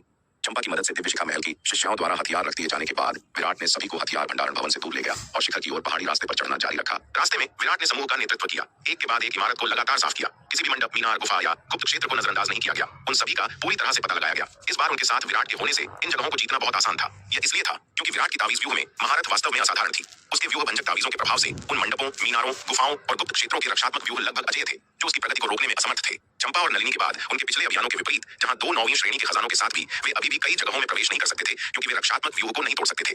बेशक प्रत्येक रक्षात्मक व्यूह को तोड़ने में विराट की आसानी न केवल व्यूह संरचनाओं में उसके शानदार कौशल और उसके व्यूह भंजक तावीजों के अद्भुत प्रभावों के कारण थी, बल्कि इसलिए भी थी क्योंकि समय बीतने के साथ उन व्यूहों की शक्ति काफी कम हो गई थी। इसके अलावा लगभग हर व्यूह को अलग अलग डिग्री का नुकसान हुआ था, जिससे विराट के लिए उनकी कमजोरियों को ढूंढना आसान हो गया था। इस प्रकार उसके व्यूह भंजक तावीजों को अजेय होने की अनुमति मिली। यदि इनमें से प्रत्येक व्यूह अभी भी अपने चरम पर होता तो उसके व्यूह भंजक तावीजों के साथ भी अपनी वर्तमान ताकत के साथ उन्हें तोड़ना विराट के लिए बेहद मुश्किल होता। इस सफाई अभियान से विराट को बहुत कुछ मिला। मंडपों, मीनारों, गुफाओं और गुप्त क्षेत्रों में काफी खजाने थे। इस सफाई अभियान के दौरान उन्होंने कई अमर रैंक विशेषज्ञों के गुफा आवासों में प्रवेश किया। इन गुफाओं के भीतर इन विशेषज्ञों ने अलग अलग डिग्री के खजाने छोड़े थे। एक गुफा में विराट ने 9वीं श्रेणी या उससे ऊपर का एक जादुई हथियार भी खोजा, या बल्कि 9वीं श्रेणी या उससे ऊपर के जादुई हथियारों का एक सेट। ये सेट एक धनुष और बाण का सेट था। धनुष का नाम नीला पंख धनुष और बाणों का नाम उड़ते तारे बाण था। केवल एक धनुष था लेकिन 9 बाण। हालांकि धनुष और बाणों का यह सेट विराट के लिए उसके वर्तमान स्तर पर अनुपयोगी था। ऐसा इसलिए था क्योंकि यह आत्मा रत्न जादुई हथियार नहीं था जो केवल पर्याप्त ऊर्जा को अवशोषित करके अपनी पूरी शक्ति को उजागर कर सकता था। यह एक सच्ची ऊर्जा जादुई हथियार था जो एक योद्धा की सच्ची ऊर्जा द्वारा संचालित होता था। इसे परिष्कृत करना आत्मा रत्न जादुई हथियारों जितना आसान नहीं था। आत्मा रत्न जादुई हथियारों को केवल रक्तसार की मुहर लगाकर नियंत्रित किया जा सकता था, लेकिन इस तरह के जादुई हथियार के लिए जो एक योद्धा की सच्ची ऊर्जा द्वारा संचालित होता था, अपनी शक्ति को मुश्किल से उजागर करने के लिए कम से कम मामूली शोधन की आवश्यकता थी, अन्यथा यह पूरी तरह से अनुपयोगी था। विराट ने लापरवाही से धनुष और बाण जादुई हथियार को रख लिया। हालांकि वह अब इसका उपयोग नहीं कर सकता था। वह जानता था कि जैसे जैसे उसकी साधना में सुधार होगा वह किसी दिन इसका उपयोग करने में सक्षम होगा। इस सफाई अभियान के दौरान विराट को आखिरकार समझ आया कि दिव्य शिखा महल की शिष्याओं ने शार्दुल को इतने गुस्से से क्यों देखा था। शार्दुल जहां भी जाता था तबाही के अलावा कुछ नहीं छोड़ता था। जीवन का कोई निशान नहीं छोड़ता था। कोई भी खजाना जो उसे दिखता था हमेशा के लिए चला जाता था। यहाँ तक कि निम्न श्रेणी के 8वें दर्जे के जादुई हथियारों के सबसे साधारण टुकड़े भी पूरे निकल लिए जाते थे। उसने दिव्य शिखा महल की शिष्याओं के लिए सूप की एक बूंद भी नहीं छोड़ी। इसके अलावा नन्ही चिड़िया नीलिमा के सहयोग से खजाने को खोजने की उसकी क्षमता असाधारण रूप से सटीक थी। इससे पहले की कोई प्रतिक्रिया दे पाता नन्ही चिड़िया पहले ही खजाने के स्थान को महसूस कर लेती थी। दोनों ने एक साथ मिलकर बखूबी काम किया। इस बार नन्ही चिड़िया अब उसके कंधे पर नहीं बैठी थी बल्कि शार्दुल के सिर पर सवार थी, अधिकार के भाव के साथ उसके कार्यों को निर्देशित कर रही थी। नन्ही चिड़िया को लगा कि शार्दुल के सिर पर सवार होकर प्रभुत्व और अहंकार के भाव के साथ सब कुछ नीचे देखना अविश्वसनीय रूप से कूल था, विराट के कंधों पर खड़े होने से कहीं अधिक प्रभावशाली। इसलिए विराट के साथ होने के बावजूद नन्ही चिड़िया दोबारा उसके कंधों पर नहीं कूदी। शार्दुल को बवंडर की तरह लगभग सारे खजाने साफ करते देख विराट भी देख नहीं पा रहा था। आखिरकार यह जयंत जैसे दुश्मनों से लड़ने जैसा नहीं था जहां वे जितने चाहे उतने खजाने ले सकते थे। ये साथ ही आखिरकार चंपा की दिव्य शिखा महल की शिष्याएं थीं। उन्हें कम से कम उनके लिए कुछ छोड़ना चाहिए। इसलिए विराट ने शार्दुल को एक मानसिक संदेश भेजा। उसे निर्देश दिया कि जब भी वह उनसे मिले तो दिव्य शिखा महल की शिष्याओं के लिए 1 या 2 खजाने छोड़ दे, बजाय इसके कि उन सभी को निकल ले। बेशक उच्च स्तरीय खजाने पीछे नहीं छोड़े जाने चाहिए। अगर उसे कुछ भी अच्छा मिले तो उसे उतना लेना चाहिए जितना वह ले सके। हालांकि 8वें दर्जे के उच्च स्तर से नीचे के खजानों के लिए उनके लिए कुछ छोड़ना अभी भी उचित है। विराट का मानसिक संदेश सुनकर शार्दुल तुरंत चौंक गया। बॉस को इस बार क्या हुआ है, कब रुकना है, यह जानना बॉस का सामान्य सिद्धांत है। इस बार बॉस वास्तव में दया दिखा रहा है और दूसरों के लिए कुछ खजाने छोड़ने को तैयार है। यह बॉस जैसा बिल्कुल नहीं है। शार्दुल ने हैरान भाव से विराट की ओर देखा, फिर दिव्य शिखा महल की शिष्याओं की ओर। तभी शार्दुल को अचानक एहसास हुआ, सही है, तो बॉस लंबी बाजी खेल रहा है। चंपा का अनुसरण करने वाली और इस गुप्त क्षेत्र प्रशिक्षण में भाग लेने वाली दिव्य शिखा महल की शिष्याओं में से कुछ ही अनाकर्षक थीं। उनमें से लगभग 1/3 को बेहद खूबसूरत माना जाता था। हालांकि वे चंपा और नलिनी की बेमिसाल सुंदरता की तुलना नहीं कर सकती थीं, फिर भी वे बहुत सुंदर थीं। कोई आश्चर्य नहीं कि बॉस इस बार इतना अजीब व्यवहार कर रहा था, तो यही उसकी योजना थी। बॉस के 2 मुख्य गुण लालच और वासना थे, जिनसे वह अच्छी तरह वाकिफ था। सुंदरी का दिल जीतने के लिए अस्थायी रूप से कुछ पैसे का बलिदान करना पूरी तरह से उचित था। बॉस, मैं समझ गया कि आपका क्या मतलब है। ये पता लगाने के बाद शार्दुल ने बार-बार सिर हिलाया और अपनी आवाज विराट तक पहुंचाई। विराट यह देखकर बहुत संतुष्ट था कि शार्दुल इतनी जल्दी समझ गया। शार्दुल चतुर था, चीजों को जल्दी समझता था, आज्ञाकारी और मेहनती था। और क्या चाहिए? हालांकि विराट को यह नहीं पता था कि शार्दुल की समझ विराट से बिल्कुल अलग थी। बेचारा विराट, उसने कभी सोचा भी नहीं होगा कि उसकी क्षणिक दयालुता और शार्दुल की चतुराई के कारण पूरे दिव्य शिखा महल में उसकी प्रतिष्ठा बर्बाद हो जाएगी। बाद में जब वह दिव्य शिखा महल गया तो लगभग हर शिष्या उससे बचती थी। अगला, जैसा कि विराट ने निर्देश दिया था, शार्दुल ने हर बार मिलने पर दिव्य शिखा महल की शिष्याओं के लिए कुछ कम महत्वपूर्ण खजाने छोड़ दिए। यह देखकर दिव्य शिखा महल की शिष्याएं तुरंत हैरान रह गईं। इस मूर्ख बाघ ने अचानक अपना तरीका क्यों बदल दिया था? शुरुआत में हर कोई शक में था, सोच रहा था कि क्या बाघ गुप्त रूप से कुछ साजिश रच रहा था या खजानों के बीच जाल थे जिन्हें बाघ जानबूझकर उनके लिए छोड़ रहा था। लेकिन धीरे-धीरे उन्हें एहसास हुआ कि ऐसा नहीं था। बाघ ने वास्तव में अपना तरीका बदल लिया था। उसने सभी खजाने साफ नहीं किए, बल्कि हर बार 1 या 2 छोड़ दिए। ये खजाने हालांकि बाघ द्वारा जमा किए गए खजानों की तुलना में नगण्य लग रहे थे, फिर भी सूर्य किरण संप्रदाय की मुख्य चोटी के भीतर मूल्यवान थे। कुछ मध्यम ग्रेड या उच्च ग्रेड 8वें दर्जे के खजाने अभी भी उनके लिए बहुत महत्वपूर्ण थे। आखिरकार अभी भी दिव्य शिखा महल की अधिकांश शिष्याएं मध्यम ग्रेड 8वें दर्जे के जादुई हथियारों का उपयोग करती थीं। केवल मुट्ठी भर असाधारण रूप से प्रतिभाशाली शिष्याएं जैसे दीपा और लता उच्च ग्रेड 8वें दर्जे के जादुई खजाने रखती थीं, जबकि केवल चंपा ही शीर्ष ग्रेड 8वें दर्जे के जादुई खजानों का उपयोग करने में सक्षम थी। इसलिए वे इन मध्यम ग्रेड और उच्च ग्रेड 8वें दर्जे के जादुई खजानों को प्राप्त करके काफी खुश थीं। जैसे-जैसे उनके द्वारा प्राप्त खजानों की संख्या धीरे-धीरे बढ़ी, लोगों का शार्दुल को देखने का नजरिया काफी सुधर गया। उन्होंने अब उस गुस्से के साथ प्रतिक्रिया नहीं दी जो शुरुआत में थी, जहां वे व्यावहारिक रूप से उस मूर्ख बाघ को फाड़ देना और उसे भोजन के लिए भूनना चाहती थीं। लेकिन जैसे-जैसे चीजें आगे बढ़ी, धीरे-धीरे हर किसी को एहसास हुआ कि कुछ गड़बड़ थी। यह मूर्ख बाघ इस मामले में काफी चुनिंदा था कि वह खजाने किसके लिए छोड़ता है। सबने देखा कि दिव्य शिखा महल की जिन शिष्याओं को खजाने मिले, वे सभी उनके बीच असाधारण रूप से सुंदर महिलाएं थीं। हालांकि जो शिष्याएं उतनी आकर्षक नहीं थीं, उन्हें एक भी खजाना नहीं मिला। उदाहरण के लिए लता, जो दिव्य शिखा महल की शिष्याओं में ताकत में केवल चंपा और दीपा के बाद दूसरे स्थान पर थी, शार्दुल द्वारा पीछे छोड़े गए कई मौकों में से एक भी खजाना हथियाने में कामयाब नहीं हुई। कारण बस इतना था कि लता अन्य शिष्याओं जितनी सुंदर नहीं थी। लता की तरह जो महिलाएं मजबूत थीं लेकिन कम आकर्षक थीं, वे भी कोई खजाना प्राप्त करने में असफल रहीं। इसके विपरीत महिला शिष्याएं जो अपेक्षाकृत कमजोर थीं लेकिन बहुत सुंदर थीं, उन्हें एक के बाद एक खजाने मिले। विशेष रूप से गुंजन नाम की एक लड़की, जिसके पास केवल एक शिखर लघु असीम पद साधना थी, को उसके सौम्य और सुंदर रूप के कारण रास्ते में बहुत सारे खजाने मिले। वह मूर्ख बाघ हवा के झोंके की तरह कहीं और के सारे खजाने साफ कर देता था, लेकिन गुंजन के पास वाले खजाने अछूते छोड़ देता था, जिससे वह आसानी से एक के बाद एक खजाना इकट्ठा कर सकती थी। अन्य शिष्याएं ज्यादा से ज्यादा उच्च ग्रेड 8वें दर्जे के खजाने ही प्राप्त कर सकती थीं, लेकिन गुंजन के लिए वह मूर्ख बाघ कभी कभी उसके लिए शीर्ष ग्रेड 8वें दर्जे के जादुई हथियार भी छोड़ देता था। यह देखकर सबकी अभिव्यक्ति तुरंत बदल गई। इस पल वे कैसे नहीं समझती कि मूर्ख बाघ के हृदय परिवर्तन का कारण निश्चित रूप से उस विराट के निर्देश थे। वह चूक उपनाम वाला आदमी विशेष रूप से सुंदर महिला शिष्याओं के लिए ये खजाने सुरक्षित रख रहा था। उसके इरादे जाहिर तौर पर स्पष्ट थे। ये सोचकर दिव्य शिखा महल की शिष्याएं बेहद गुस्से में थीं। कैसा कामुक बदमाश है। युवा महल प्रमुख को लुभाने से संतुष्ट नहीं, उसने और भी लालच करने की हिम्मत की। अपनी नजरें उन पर महिला शिष्याओं पर टिका दी। ये देखते हुए कि उस मूर्ख बाघ ने किसके लिए खजाना छोड़ा है, इस कामुक चोर चू ने पहले ही उनकी कम से कम 10वें हिस्से की शिष्याओं पर अपनी नजरें जमा ली हैं, क्योंकि वर्तमान में केवल 10 सबसे सुंदर शिष्याओं को उस मूर्ख बाघ द्वारा छोड़ा गया खजाना मिला है। कैसा घिनौना बदमाश है। वह अविश्वसनीय रूप से दुस्साहसी है। यहाँ तक कि 5 प्रमुख संप्रदायों में से अन्य 4 के युवा मालिक भी ऐसा करने की हिम्मत नहीं करेंगे। क्या उसे सच में लगता है कि दिव्य शिखा महल कोई कमजोर जगह है? यह समझने के बाद दिव्य शिखा महल की शिष्याओं ने विराट को गुस्से, अवमानना, सतर्कता और सावधानी से भरी नजरों से देखा। दीपा ने शुरू में विराट के अविश्वसनीय रूप से चमत्कारी तरीकों और तावीज व्यूह की अद्वितीय महारत को देखने के बाद उसके बारे में अपनी राय बदल दी थी, लेकिन विराट के उनके प्रति दिव्य शिखा महल की शिष्याओं के प्रति ऐसे बेशर्म विचार रखने को देखने के बाद उसकी छवि पूरी तरह से ढह गई। इस आदमी में अच्छी प्रतिभा हो सकती है और वह बेहद बुद्धिमान हो सकता है, लेकिन उसका चरित्र पूरी तरह से भ्रष्ट है। वह एक बिल्कुल बेशर्म कामुक इंसान है। ऐसा बेशर्म कामुक बदमाश युवा महल प्रमुख के लायक कैसे हो सकता है? नहीं, इस प्रशिक्षण के खत्म होने के बाद उसे तुरंत एल्डर शेन को इसकी रिपोर्ट करनी होगी। अगर एल्डर शेन इसे नजरअंदाज करना जारी रखते हैं तो वह सीधे महल प्रमुख को रिपोर्ट करेगी। वह चुपचाप खड़े होकर युवा महल प्रमुख को ऐसे भ्रष्ट और बेशर्म कामुक बदमाश के हाथों में पड़ते नहीं देख सकती। चंपा ने अपने गाल फुलाए। युवा मालिक सच में बहुत बड़े रसिक थे। वह हर सुंदर औरत पर नजर कैसे रख सकते थे जिसे वह देखते थे? युवा मालिक थोड़ा बदल गए हैं। वह पहले ऐसे नहीं थे, लेकिन चाहे युवा मालिक कैसे भी बदले हों, वह अभी भी उसके युवा मालिक थे। जब तक वह खुश थे, बस यही मायने रखता था। वैसे भी युवा मालिक के पास पहले से ही काफी औरतें थीं। भले ही उनके पास कुछ और हो, उसके पास बस कुछ और बहनें होंगी। इस विचार के साथ चंपा ने जल्दी ही इसके साथ समझौता कर लिया। यह नजारा देखकर नलिनी लगभग हंस पड़ी। वह स्वाभाविक रूप से जानती थी कि दिव्य शिखा महल की सभी शिष्याओं ने विराट को गलत समझा था। उसे यकीन था कि यह सब उस मूर्ख बाघ का काम था और विराट शायद अभी भी पूरी तरह से बेखबर था। वह विराट के चरित्र को बहुत अच्छी तरह जानती थी, यहाँ तक कि उसके जैसी बेहद खूबसूरत महिला जब उसे नशा दिया गया और धोखा दिया गया, खुद को पेश किया, तो भी वह प्रलोभन का विरोध करने में कामयाब रहा और उसने उसका फायदा नहीं उठाया। जहां तक विराट की लालच की बात है, वह निर्विवाद था। उसका लालच वास्तव में अपमानजनक था, लेकिन यह कहना कि वह कामुक था, वह बस इस पर विश्वास करने से इनकार करती थी। हालांकि भले ही नलिनी ने यह देखा, उसका विराट के लिए चीजें स्पष्ट करने का कोई इरादा नहीं था, न ही उसने उसे मामले की याद दिलाई। इसके बजाय उसने एक लगभग अलग रुचि के साथ देखा कि कैसे विराट को उसके पसंदीदा मूर्ख बाघ द्वारा पूरी तरह से धोखा दिया जाएगा। विराट को जितना बुरा धोखा दिया जाएगा, बाद में उस मूर्ख बाघ को उतनी ही बुरी सजा मिलेगी। उसे उस मूर्ख बाघ की समस्याओं को सुलझाने में कोई दिलचस्पी नहीं थी। वह उस मूर्ख बाघ को विराट से अच्छी मार खाते हुए देखने का इंतजार नहीं कर सकती थी, ताकि वह अपना गुस्सा निकाल सके। जब विराट ने दिव्य शिखा महल की शिष्याओं की आंखों में उग्र नजरों को देखा, तो वह पूरी तरह से हक्का बक्का रह गया। तुम्हारा क्या मतलब है? मैं दयालु हो रहा था, शार्दुल से तुम्हारे लिए कुछ खजाने छोड़ने के लिए कह रहा था, और तुम केवल और अधिक असंतुष्ट हो रही हो। क्या तुम्हें लगता है कि शार्दुल ने तुम्हारे लिए जो खजाने छोड़े वे पर्याप्त नहीं थे? क्या कि वे पर्याप्त उच्च ग्रेड नहीं थे? तुम सच में लालची हो। यह सोचते हुए विराट तुरंत नाराज हो गया। ये औरतें वे इतनी कृतज्ञ कैसे हो सकती हैं? अपनी किस्मत को आजमा रही हैं और संतुष्ट करना इतना मुश्किल है। उस विचार के साथ विराट ने बस शार्दुल से कहा कि वह कुछ भी न छोड़े, बल्कि जो कुछ भी देखे उसे ले ले। क्योंकि ये औरतें इतनी कृतज्ञ थीं, तो उसे उनके साथ विनम्र क्यों होना चाहिए? वे वास्तव में दयालुता की सराहना नहीं करती, लेकिन विराट की हरकतों ने दिव्य शिखा महल की शिष्याओं को और भी अधिक तिरस्कारपूर्ण बना दिया। ऐसा इसलिए था क्योंकि वे बेनकाब हो गए थे और क्रोधित हो गए थे। यह देखकर कि उनके पिछले तरीके काम नहीं कर रहे थे, उन्होंने बस दिखावा करने की जहमत उठाना बंद कर दिया। विराट की हरकतों को देखकर दिव्य शिखा महल की ये शिष्याएं और भी निश्चित थीं कि विराट ने उस मूर्ख बाघ से पहले जो करवाया था, वह निश्चित रूप से उनके अपने उद्देश्यों के लिए था। यह कामुक बदमाश इतना सम्मानित और अच्छे कपड़े पहने हुए वास्तव में इंसानी कपड़ों में एक जानवर था। यह सोचते हुए दिव्य शिखा महल की इन शिष्याओं ने तुरंत और जानबूझकर विराट से दूरी बनाए रखी। उनकी नजरें अवमानना और तिरस्कार से भरी थीं। वे अपनी नजरों से विराट को विभिन्न लेबलों के साथ चिह्नित करना चाहती थीं। विकृत, कामुक, हवस का पुजारी। उनकी नजरों में यह आदमी खामियों से भरा था और पूरी तरह से बेकार था। बेशक बस सावधानी बरतने के लिए विराट ने फिर भी 8वें स्तर का एक श्रेष्ठ रक्षा कवच निकाला और उसे पहन लिया। आखिरकार वज्रकुंड के किनारे खड़े होने